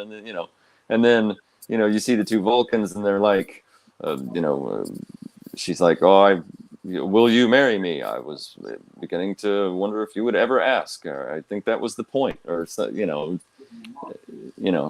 weren't they like promised to each other anyway? Wasn't it like an arranged kind of thing? Anyway, yeah, yeah. We're making a film about this in 2 days, Tyler. Yeah, I know. I can't remember any of this from the original series. The next Avalon Universe film we're making that we're shooting this weekend is on the same topic of Vulcan arranged marriages. So I've kind of studied the topic quite a bit, and it's weird because in Amok Time, when he was sitting in his quarters staring at a photo of T'Pring, she was a child. And what he said is that when they were children, their parents had created this arranged marriage situation, and what they did was they mind melded with one another briefly, just to leave an imprint on each other, so that when the time came, they would get married, something to that effect. So not necessarily completely inconsistent with what they showed. They did sow the seeds that eventually she would be like, oh, okay, Spock cares more about his career than me, and I don't really have time for this. And she, we know the outcome is that she eventually has an affair on him and kind of sets him up to fail so that she can get away. See, we have to understand. I was a boy when I watched the original series, and I never really went back to it in my teenage years or anything like that. So I don't remember any of this shit. But I'm glad you guys are reminding me. Major Rage, the opening couple of scenes. What do you think? I really liked them. Tyler pointed out a great contrast, kind of showing how the two men are handling life post-discovery. I like the fact that Pike is haunted by the vision he had. That's what a normal human being would respond like. Not the stoic, unaffected by anything characters of classic era Trek who Picard got assimilated and 2 episodes later everything's hunky-dory and he's fine, let's not address it. Then you've got the contrast. I loved the all the callbacks to the original series with the whole T'Pring situation. I mean, are all Vulcan dates that awkward though? Do the ladies always propose? You said you'd been doing some research, Josh. Do the ladies There's usually no propose? precedent for that. No, No. as far as what we've seen previously, because that kind of shocked me. I was like, wait a minute. From what we've seen previously, like I said, there's this sort of mating ritual that occurs when they're children, where they sort of mind meld with each other, and they leave an imprint on one another, and then when they reach a certain age and they go through the pon farr, then they return to one another and get married. And the big Kunat Kalifi thing, there's never been anything on screen shown like that before. So that's a first. That's their creative liberty with whatever they're doing. Well, I mean, I'm not mad at it. I think it would be a nice twist, considering how kind of matriarchal the society almost seems at points with Vulcan, for that to be the custom. I mean, Spock even said, "I thought you'd never ask." But I liked that both those sequences. I think there was some nice foreshadowing, with Spock kind of being a crummy betrothed. And she's like, "I'm not going to chase you across the galaxy." But isn't that exactly what she ends up doing? No, she doesn't. No, what she does is when he is forced to come back to her, because he gets a little excited and he needs to do something about it. He comes back to her, and they have this wedding ceremony, and what ends up happening is he has to fight. She's like, "No, I think I'd rather marry Kirk," and he has to fight Kirk to the death. That episode, yeah. Amok time, yeah. Right, exactly. That's the one. And then at the end, Spock's like, "Why'd you make me fight Kirk?" And she's like, "Well, if you killed Kirk, my boyfriend would still be here. And if you won and left, my boyfriend would still be here. And if Kirk killed you, my boyfriend would still be here." And so it's like, I didn't want to endanger this guy. I wanted to go hook up with him. And so I set you up. And Spock just kind of looks at her and he's like, logical. He's like, "All right." And then he turns to the other guy and he's like, "You can have her," just walks off. It's great. As far as Vulcan being matriarchal, to Pow, who we've seen in a few different episodes, both in Enterprise and in Amok Time, she was kind of the big time high priestess, and she was the one kind of calling the shots. So there's a little bit of precedent for that. But they were also in Amok Time claiming that T'Pring was property. They were saying things about like your mic's giving way. Whose is that? Not mine. No. Oh, it's Tyler's. Sorry, my bad. Yeah. There we go. Is that better? But yeah. When they're talking about this marriage ceremony, they're referring to T'Pring as property, that she's going to become the property of whoever wins the fight.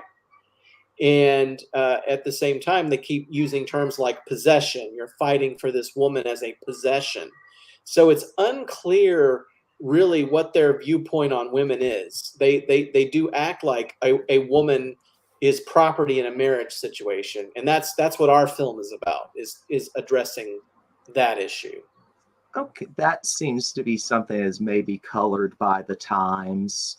When Amok Time was initially produced, and it was presented a little bit differently with T'Pau in Enterprise, but at least it seemed more like she was a proper authority figure instead of being somebody relegated to just a religious purpose. Yeah, she was invited to be a member of the Federation Council, and she refused.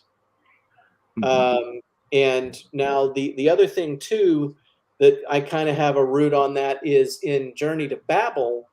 Spock's parents are on the Enterprise, and Spock's dad is just treating Spock's mom like she's not a person. He's like, she stops for a minute and talks to Kirk, and he's like, "My wife, attend me," and so he kind of is rude to the mom. He treats her like, "No, your place is right next to me.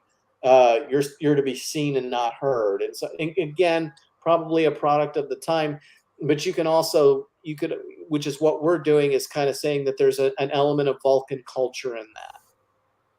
Probably embarrassed that his wife's human as well. Okay, let's get to some of the comments here.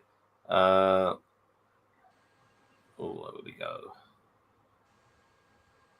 Colin Barrett says, yeah, Spock's fiance is not nice. Spoiler, she cheats on him and leaves him. Laugh out loud. Yeah, well, it is Spock after all. The fight scene from the Cable Guy directly references a mock time. And the fight, yeah, I remember that. Yeah. Nikki Cunningham says, but Spock wasn't going through Pon. Yeah, but you don't have to go through Ponfar. You know what I mean? I mean, it's, you know, like, you know, T'Pol and Tucker shagged and they weren't going through Ponfar. So, and I think even Uhura and Spock were shagging in the Kelvin universe and they weren't going through Ponfar. I thought the Vulcan waiter's reaction to them kissing was hilarious. Me too. I loved it. They don't like PDA. Yeah. The system they go to, Kylie 279, is probably a reference to Richard Kylie, who played Gideon. Satik in DS9, he co-starred in Form Birds with a dozen other Trek greats, including John Delancey. Yeah. By the way, John Delancey, have you ever seen the movie The Hand That Rocks the Cradle? He is such a creep in that. His scene is very short. He plays a really dirty, pervy doctor. But my God, even for that short period of time, his acting is excellent. I think in an arranged marriage, T'Pring, I won't say I'm saying the name right, T'Pring would hold the power given the influence her family held. Fair enough. Back to this episode, and Pike, he beams on board the Enterprise. He gets a briefing from Spock regarding the crew, including a new crew member called Lieutenant Kirk. And we meet some of the bridge crew at this particular time, including a new first officer called Singh. And we also see a Cadet Uhura on the comms. And Pike, unfortunately for Pike, I'm not sure how much of this is going to play during the course of each episode, let alone this pilot episode. But Pike's potential future, it just keeps haunting him. You know, he looks down at his buttons and his keypads and he just sees a reflection of what he's going to look like in that wheelchair. And this is the crazy thing, because he's not looking at his death. He's just looking at his future, where he's going to be that person. And my God, that must be hot. Knowing your future like that. I mean, none of us can imagine that. Nobody knows our future. He does. Yeah, I mean, imagine having to live like that, but still. He has a brief chat with Spock in his quarters, and he tells him in 10 years from now he'll no longer be the man that he is now. Anyway, Enterprise arrives onto the planet Kylie, and this is Kylie 279. But no offense, guys, I like to call this planet America. And they also see number one ship, Una's ship. What was the name of that ship, by the way? It escaped me. Did you guys catch the name of the ship? The Archer. The Archer, yeah. And what's really unique is that it's the same type of ship as Tyler's favorite fan film ship. What's that? Your favorite fan film ship? The Salad. USS, the Salad. Or the Salad. USS Saladin. But the USS Saladin, yeah. And so it's the first Saladin. time we see a Saladin type design in Star Trek on screen, which was cool.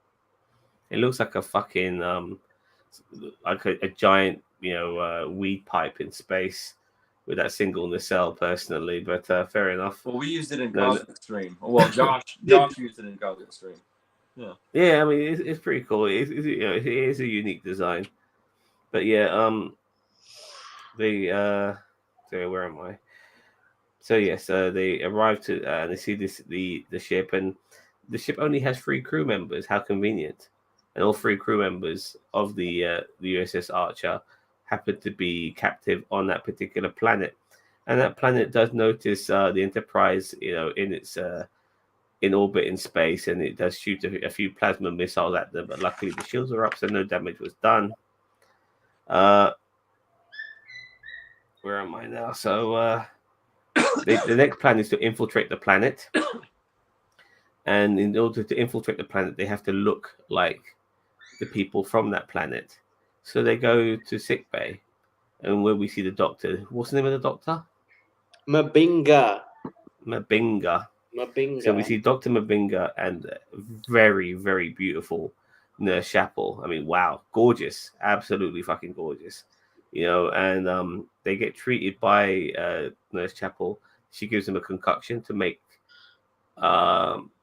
Singh, Spock, and Pike look like the aliens from that planet. And so they're able to infiltrate that planet. They transport down, and they find the planet is basically at war with itself. And they see a couple of government workers, and they steal their identities, and they send those 2 workers back to the medical bay on the Enterprise. But because of Spock's biracial biology, and he's not only biracial, he's alien biracial. He's half human, half Vulcan. The concoction that was given to him by Chapel won't necessarily work too long, so he'll need another booster. And then we get a nice little scene regarding Chapel chasing down this alien on their ship and getting his medical information so they can create a booster, and then they transport the booster to him, using they find a way to transport the booster to him, the shot to him, which is a bit weird. And then our heroes are able to infiltrate this particular building. What did you guys think of all of that? This war planet? I mean, I do feel that this first episode, regarding what's happened so far, it has some familiar traits to what I've seen in the past with other episodes. But what did you guys think of all of that? I mean, like meeting these new characters. We haven't got a good idea of who a lot of these guys are and what they're about. But what did you guys think of what we've seen so far? As a whole, we pretty much got everyone in this first episode at some point. I'll start with you, Josh. I really liked all of the new characters. And what I thought stood out about the new characters, I mean, mostly new characters, because Dr. Mabinga and Nurse Chapel, number 1, those are all established characters in Star Trek. Yeah.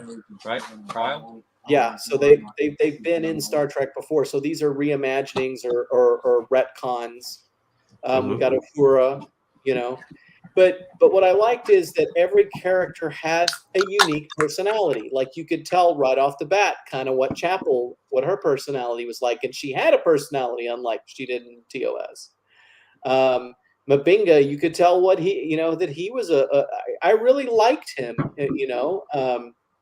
I thought one of the neatest parts was when Pike was giving his speech at the end and Mabinga was kind of reacting to that with tears in his eyes. Like, I thought that was really neat. You could tell, you look at Lanan, she's very focused. She's very committed. She's been through some stuff in her life. She doesn't want to talk about it. She's just down and dirty. Then you've got Ortegas, who's the pilot, and she's, a fun character, and she loves the fact that she gets to fly the spaceship. You got Uhura, and she's real sweet. And so I liked the characters a lot in this part where they're getting ready to go down to the planet. That whole plot was great. Different than they've done it before in the past. It was always like they had surgery and then like cosmetic surgery to look like the aliens. This time they're like actually altering their DNA or something. And then Spock's like ears kept coming back, and I enjoyed it. I thought that their encounter with that planet was fun. I like going back to that format. It's sort of the, back in the day, it was the wagon train. It was the cowboy rides into town and he meets the people in the town and this is what's going on. And he does his thing to make the town a better place. And then he rides off into the sunset, and that's what we're doing again. And I love it. I love it. Tyler? I don't like Sorry. I don't like Chapel's hair. Do something. Oh, I love it. It goes with her clothes. Long, it's stringy, and just I don't know. She does look like a racing car driver with that outfit on, but still, Yeah. I like it. She's an Australian actress, by the way. Oh, I believe, yeah. So, but I seriously, I thought, the way they presented already established TOS characters, none of it felt disrespectful or forced, or it's just this is Uhura, this is Nurse Chapel, this is Mabinga, Kyle. They're just there. I liked them. The bait and switch with Kirk at the end was fun. Yeah. This dude walks in and he's got the porn stash, and you're like, oh, that's not Jim, that's Sam for sure. They should have just had the same actor who's going to play Captain Kirk next season. They should have had him play that character with a mustache, because that's what they did in the original series. They had William Shatner put on a goofy looking mustache, and he was Kirk's brother. Like they should have just done the same thing. We are jumping ahead, but I just wish we didn't get Kirk at all. You know what I mean? Honestly, like we don't need fucking all right. This is where they take things too far. Whether it be Samuel Kirk or James T, we never just no. You know what I mean? This is not about Kirk. You know what I mean? Like, for fuck's sake, I wish they never did that. That pissed me off. That was the only thing that pissed me off about this episode. Major rage. I feel like the other gentlemen have done a really good job talking about these two scenes. I really like the new characters, like Josh was saying. Like Marty said, they're not kind of shoehorned in a disrespectful way. The ones who are recurring from TOS are just kind of introduced and not in a nostalgia-driven sort of way. And then we've got new characters, and I hope that we don't see wasted potential there. I hope we see all of these new characters kind of get fleshed out a little bit with their own arcs and development and personalities, and not suffer from some of the extended cast issues from previous entries, things like Enterprise, where they were kind of decorations on the bridge. I guarantee you that by season 2 or 3, Uhura is going to have a fro. I hope so. I hope we get to see her blossom, because this Uhura is a lot of fun so far, with her youthful exuberance and just being so proud to be there. And she had some funny bits with the alien scientist talking with him about sports ball. Tag ball, that's it. Okay, did she comments here? Sorry, go on. I was just going to say, did she, go through their streams, like their sports broadcasts, and figure out like that kind of cultural stuff to have a point of reference to talk to them about? That seemed quick, but I'll let you get to Daniel's comment. He's always got great stuff to add. Daniel has said they beamed down to the planet in their Starfleet uniforms around the planet in the appropriate planet. Yeah, but they mentioned that. Daniel, this is the funny thing. You should have heard it. They said that when they beamed them down, they were going to change their clothes anyway. They mentioned that was in the conversations they had with somebody, but I heard them mention that. You guys have picked up on that, surely. I wasn't the only one who picked up on that. Before, yeah. Star Trek First Contact, they did that. Yeah. They put the clothes into the pattern buffer and materialized them on there. Yeah. I thought they replicated like 21st century clothing in First Contact, and then they put it on, and then they beamed down. He just walked in and said, "We're beaming down mid 21st century clothing," and the computer beeped, and then they appeared. Okay. In the next scene. So whether that happened in the transporter or not, who knows? Okay. Colin Barris has said one thing, Tyler. Going back to the Khan beef, Lanan is related to Khan somehow. Mm-hmm. Yeah. They haven't explained that. I think it's. Well, yeah, her name's Noonan Singh. Yeah, she's somehow related. I was going to let Tyler talk about the Khan connection. Yeah, see, this is another thing. I don't know how I feel about this, but come on, this is ridiculous. Like, does everyone have to be related and tied to somebody? Like, it gets a bit ridiculous.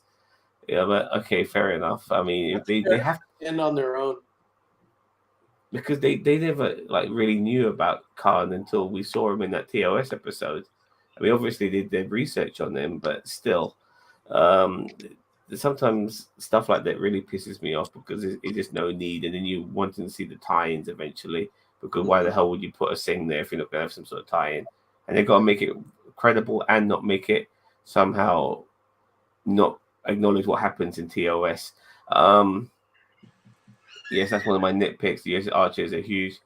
It is huge for a three-person crew who could all fit in a small shuttle. I agree. Yeah, it's weird. Went on the elevator with the rabbit. How did Uhura know about Tadpole? There was no subspace chatter for Uhura to learn about the planet's inhabitants. I don't Might know. have tagged into the normal radio signals or TV or whatever Yeah. their equivalent is. Yeah, even Pike told Carl. Yeah. Even Pike told Carl not to lose his socks. Yeah, don't you remember that? Yeah, I remember that too. Okay. So Real they quick, transport. Yeah, go on. sorry, real quick. The scene when they beam down, we were talking about they're in their uniforms and they beam down. They're in different clothes. The one little thing I really liked about that scene was it Pike that said, "Why is it always in an alley?" That was great. Yeah, I find it funny, but I'm thinking to myself, like, where the hell else can you beam to, which would be the ideal place? And funny enough, Picard was beamed down in an alley, and they had the bloody camera there. So our trio now in that building after that scene with the eye scanner and stuff like that, and they find number one Una and her crew, and they escape, and then they run into some other government workers. But the pain of the face alteration is just too much for Spock, and he ends up screaming. It was brilliant. It was brilliant. This is humor done right. I mean, like, he's totally emotionless. He's not showing any strain, and then boom, like that. It kind of reminded me of that time when when Saru was screaming in Discovery, but it was obviously different, but still absolutely hilarious. And then we have a little bit of a fisticuffs. They fuck over the government workers. And number one, whilst they're in the elevator going up, tells them how this pre-warped, this pre-warped. Sorry, that noise is that put me off there. But this pre-warped society got to understand about warp technology because they never created warp drive yet. They've got a warp bomb, and it was to do with Discovery going into the future, because what they did apparently was light up the skies, so to speak. That wormhole they created in space was so bright, it left a mark on all the surrounding planets, and they were able to pick up some information and from that to create a technology of their own. Which am I right there, or am I wrong there? You're nodding your head, Mage. It just you're right, but the whole setup is a stretch. Sure, there were tons of warp signatures there, but how do you interpret a warp signature and extrapolate how to use matter antimatter reactions to make a bomb, or usually you make a drive out of it? How do you figure out how to weaponize it based on signals from light years away? It's a war planet, isn't it? I mean, they don't. Yeah, you couldn't make a warp bomb in the sense that let's define what warp is for a second. Warp is taking space and basically warping it around the spaceship. Creates the bubble, right? I don't think they're trying to say that you make that the bomb. It's the matter antimatter reaction that would be a bomb. And so, but how would they, just through witnessing this battle through telescopes, how would they be able to figure out how the power generation works on the ships? Yeah, and how, if it's just a telescope, how do you know there's warp? I mean, they didn't really explain it very well. Yeah, seeing someone fire, a rifle doesn't give you the knowledge of how to build a rifle. For me personally, I've always found the idea of society creating warp drive to be a bit weird, because you need dilithium, and dilithium is not available on every planet. So how do they create warp drive without dilithium? I mean, it's been established that dilithium is the fuel for warp engines. So if you've got no dilithium, you've got no fucking warp engine. Mm-hmm. You know, Yeah, I find so that it a was, bit weird. it was Yeah. a little bit all over the place on that, but other than that, that was the only like, come on. But yeah, that was definitely kind of weird. Okay. So with this information being given to Pike, you know, he realizes that he has to come to some sort of resolution on this particular planet. Now, what was so cool is this was before the Prime Directive was created, as we find out later on in this episode. So Pike decides that okay, him and Spock are going to are going to stand back, and they're going to speak to the leader of this planet, and try or this particular country, and try to make them see the light. And so once they get taken prisoner again, they speak to the leader, and they tell them about their own planet, Earth, and how they went through a lot of shit, you know, wars, uh, nuclear wars, even. You know, they go on about World War Three. It's getting a bit close to home now, but whether we will have a World War Three ourselves, you know, which matches what Star Trek history is, because Star Trek history is a bit weird. They have a history where it matches our history, but but after a particular time, there's a future history that we haven't come across yet, and we are getting closer to those years in real life. And if it doesn't match that shit, then Star Trek's fucked up, in my opinion, in that particular sense. But nevertheless, apparently after World War Three, they started seeing things differently, and with the by creating warp drive and so on, instead of creating wars, they decided to do discoveries instead, and they tried to basically throw that ideology to these people on this particular planet. But the people on this planet only knows about, you know, having a bigger stick. So Pike decided to pulls out his biggest stick, which is the Enterprise, you know, and that kind of made those people see the light. You know, it wasn't trying to reason with them. It's by saying, look, we're more powerful than you. This is how we're going to fucking do it. And it's weird. I don't know how you guys take that, because in a way, to a degree, that is the only way some societies will learn, is by basically being a more stronger, forceful society, entity than they are, because you know you can't reason with them. They don't want to be reasoned with, but they will bow down to power the moment something more powerful comes across them. And how did you guys find all of that? You know, when it came to reasoning with the society, I'll start off with you, Mage. I feel like this was a powerful scene in the episode. I feel like they had been, you know, they'd set up this thinly veiled allegory. And since, you know, day one, Star Trek's been allegories with societal messages implanted within them. This is probably the most thinly veiled allegory I've seen out of Trek yet, but that's not necessarily a bad thing. TOS and the rest of Trek, but mostly TOS, like to lean on the Planet of Hats trope.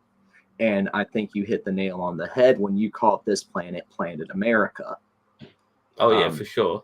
They made that crystal clear when they had the president basically parrot Teddy Roosevelt's big stick corollary.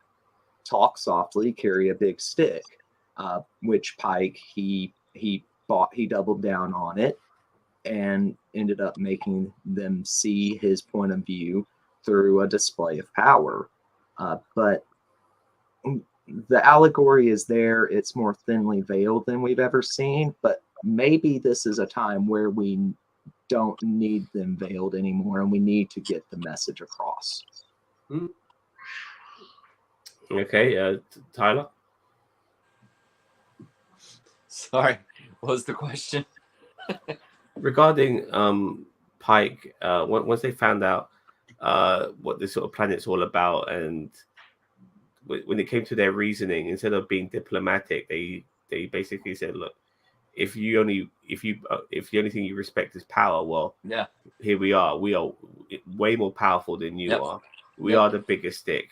You know, what did you guys think of that? I like the way that was done. You know, that it wasn't overly political or whatever, or trying to be politically correct. Like, like well, no, I'm using the wrong. I'm not politically correct. That's not what I'm trying to say. How Star Trek, has oftentimes been, oh, we're so much more enlightened in the future. We don't need force. We don't need, aggression, and because we're so much wiser and peaceful and diplomatic, and for Pike to be like, all right, this is the only thing you fuckers understand, and you're trying to take warp technology and make a bomb to blow each other up with. That's all you respect. Here's, here's my stick. Enterprise, boom. You want to fuck with me, really? So I like that. If I pass it on to you, Jeff, what concerns me though is that if you start giving this particular species the ability to learn all these new ways of doing things with warp technology, then you might be giving a species that only knows about fighting and wars, an advantage they shouldn't have. Before I pass it on to you, just want to quickly read some comments as well. Yeah, I thought the concept of the warp bomb was a stretch in technology terms. Unfortunately, Star Trek in recent years has been a stretch. You can do chromatography through a telescope and learn the variables. Once you have that, it's just trial and error. I have no idea what you just said, but fair news. Okay, there we go. Can't see inside the spaceship. Yes, the Prime Directive comment. We're going to get to that. I'm pretty sure the Prime Directive was mentioned in the first 2 seasons of Discovery, which was set a few months before SNW. There you go. There's that stretch. Prime Directive, that'll never stick. Yeah.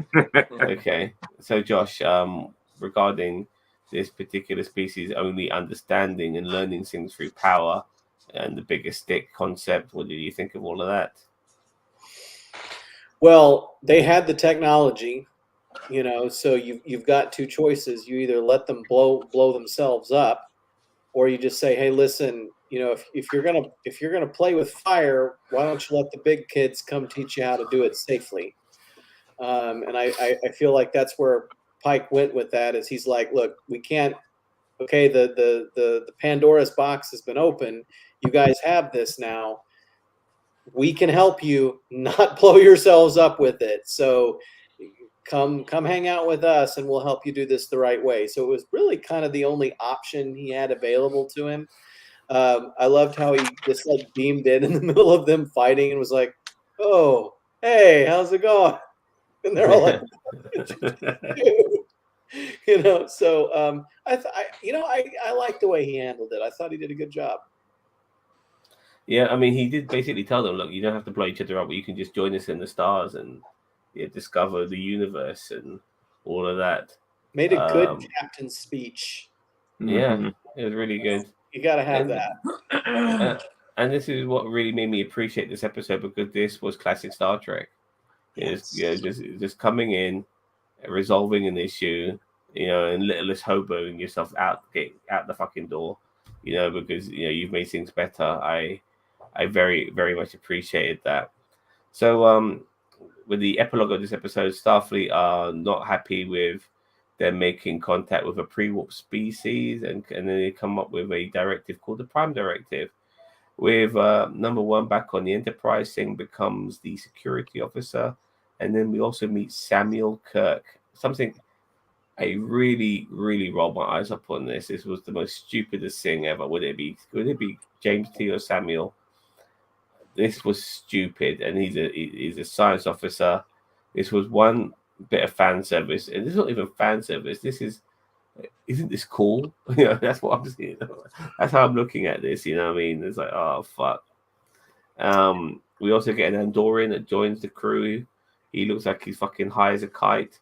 He looks like if an Andorians were doing crack, that's what this Andorian would look like.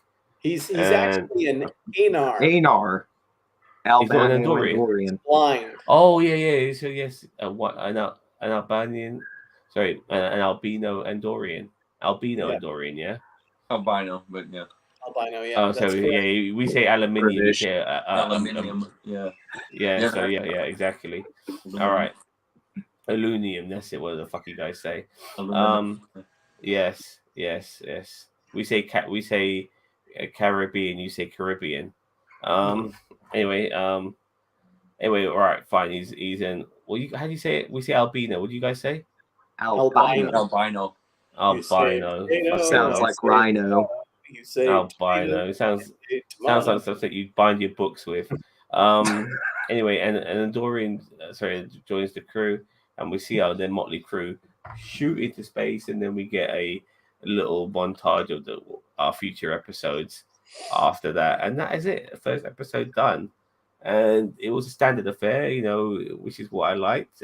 Pretty much, it didn't rewrite the rules of what Star Trek's about to a degree. Kind of went back to the old formula, but at the same time, we do probably have this overarching narrative of Pike's destiny always bugging him. And I don't want that, in my opinion, to be coming. I want episodes where that's not even mentioned, acknowledged, whatever. You know what I mean? And now and again it comes back. That's better. Fair enough. We had it today, and we did have a lot of it today. You know what I mean? It was quite heavily in your face. But the next few weeks, I don't want to even know about it because it's not going to happen for 10 years apparently. So let's just not have it as a major thing too often. Tyler, you're looking like you want to say something. I wonder. It makes me wonder, since they're like just hanging such a a lantern on it, as Josh says. Like it had me wondering if they're building up to retcon that whole thing. Like, figure out a way for Pike not to get burned and end up in the chair and all that. No, And we have to have it. Yeah, there's a Please different don't. timeline in Some my opinion. alternate timeline bullshit or whatever. No, you can't do that. Well, You definitely can't do that. Well, since Discovery and Stranger New Worlds come out, it feels more Kelvin than ever, and I wish it was Kelvin in my opinion because of its look. But I guess I that's think it's beautiful. I think it's beautiful, even though it's supposed to be the prime universe and totally doesn't look like it. Believe me, yeah. I'm intimately familiar with what TOS looks like, having been on those sets a lot. But I still think it's beautiful. I think it looks really good. Singh had that tricorder or whatever it was when they were on the planet, and she was kept it hid away, but it had that old-fashioned look about it. I like it. Which was pretty cool. But one of the things that stood out for me was how colorful things were, especially when they were on the Enterprise. It was like an array of colors. It was absolutely beautiful. It was like being in a candy shop. I was blown away by the visuals of this episode, and you noticed the color, how colorful it was when you weren't on the Enterprise, because back on Earth it was snowy. When you're on that planet, it was grey and very industrial. So it made you appreciate the Enterprise even more because it was just so beautiful, and pristine. I loved it. Absolutely loved it. After I watched it, I loved the color. I love the colors of the uniforms. Like that's one of my favorite things. Mm-hmm. And after I watched the episode, I went out and I unpacked all of our Avalon Universe uniforms because I keep them in a specific place. I unpacked them and I washed them and I dried them and I hung them all up to get the wrinkles out. And I was doing that right up until almost like I came on, and I'm just like putting them, up on the racks to hang and get the wrinkles out. And I'm just like, I love these beautiful colors. It made me excited to go film this weekend. Oh, yeah. And what we've seen with Star Trek recently, the amount of uniforms they got now is amazing. Especially the sort of, we saw like 2 or 3 types of uniforms in Discovery, in season 3, I believe. So yeah. We'll quickly read some comments here before we wrap this up, guys, and then ask you for your rating on this episode. Daniel Vance has said the dedication to April Nokifora, who's been involved in the project of Star Trek since the 90s. I wonder who that person was. But yeah, that was nice. It's always good to acknowledge people who've had a massive part of Star Trek. Unfortunately, I had no idea until she was dead. I like the Strange New World Enterprise set for those new windows on the upper rim of the saucer. They look out of place. I have to keep an eye out for that next time.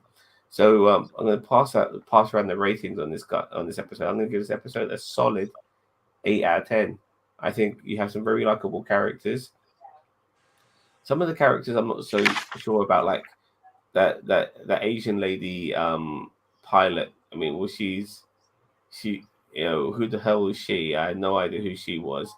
And is it Ortegas as well? Like, yeah, like hopefully we'll see a little bit more from her. But she, like, when she's going always in the captain's chair, I kind of rolled my eyes up a little bit on that. Like, this is a fucking pilot episode. You make it sound like we've been seeing this shit for years. It's not the case, you know what I mean? So come on. But yeah, other than that, then obviously Samuel Kirk. I really enjoyed this episode. 8 out of 10. Major rage. What are you going to rate this? I was going to give this an 8 out of 10.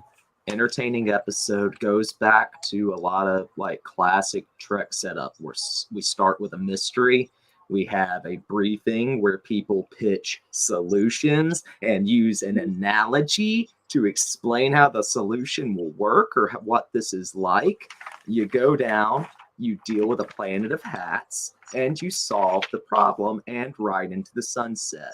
And I love that. 8 out of 10. There were minor tech incongruities, tech that they, seems like way forward from stuff that, they have down the line in series that are set canonically after this or chronologically after this. But tiny little nitpicks. 8 out of 10. Solid episode of Trek.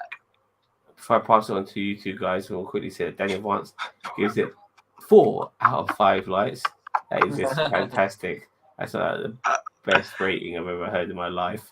And Colin Barrett gives us a very, very generous 9.5 out of 10, which is close to perfection. So yeah, fair enough.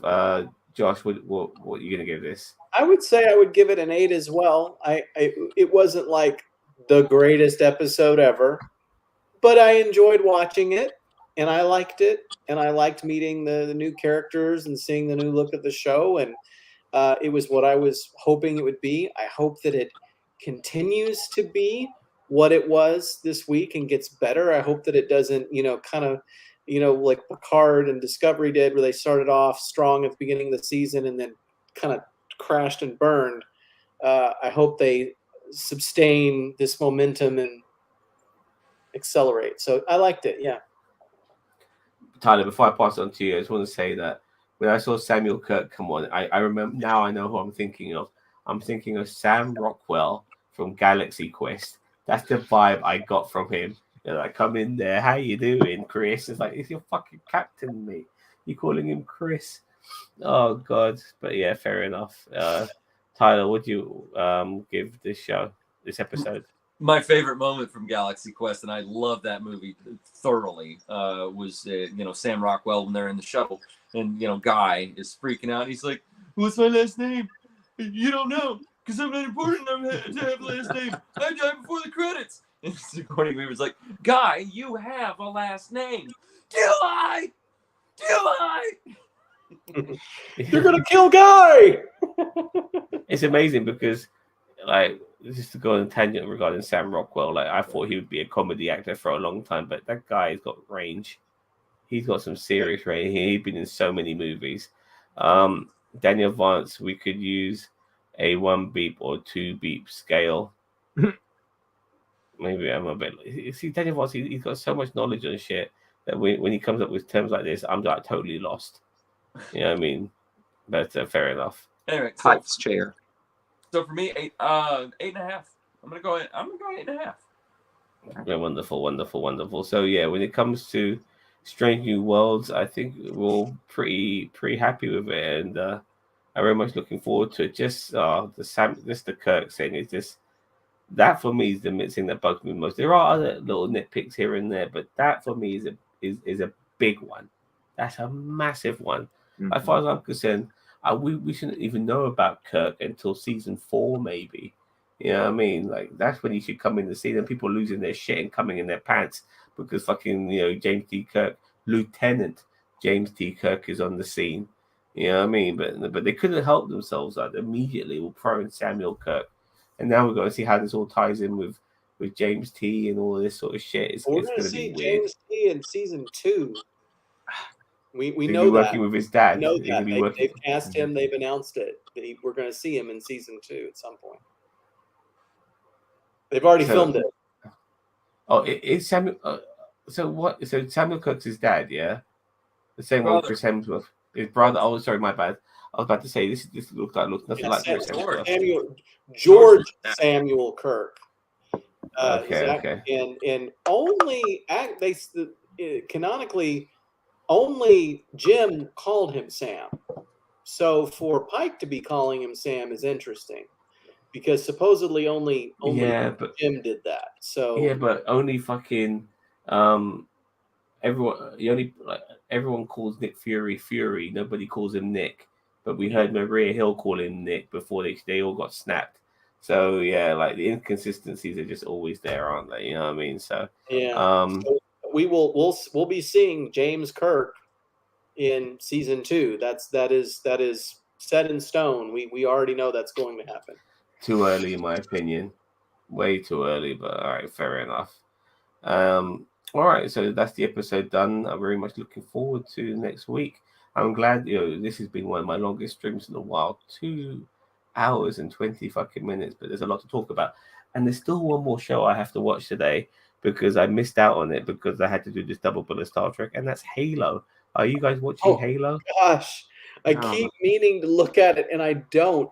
In fact, I started watching The Offer, because I really wanted to see that. So but I've got to check that out at some point. Without spoiling it, I'm only starting to get into the show after 6 episodes. Like, I'm finally on board. It took 6 fucking episodes for me to get on board with this show, and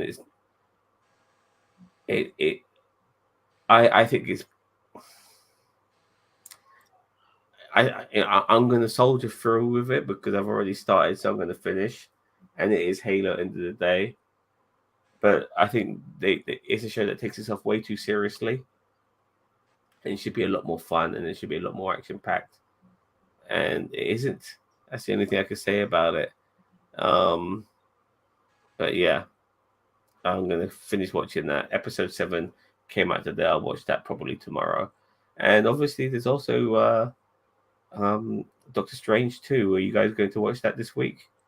I'm planning on seeing it tomorrow. Going Saturday. Joshua? I will see it when I can. I've got a lot of work to do to get ready for the weekend. So when I come up on a film shoot, like everything else goes out the window for a while. Fair enough. I think Sunday I'll try and schedule something for us to talk about it if you guys are available on that particular day. But if whoever does get to watch it, keep it to yourselves. I asked the guys on Promenade not to give any spoilers, but a couple of guys told me to go fuck myself in the politest way possible.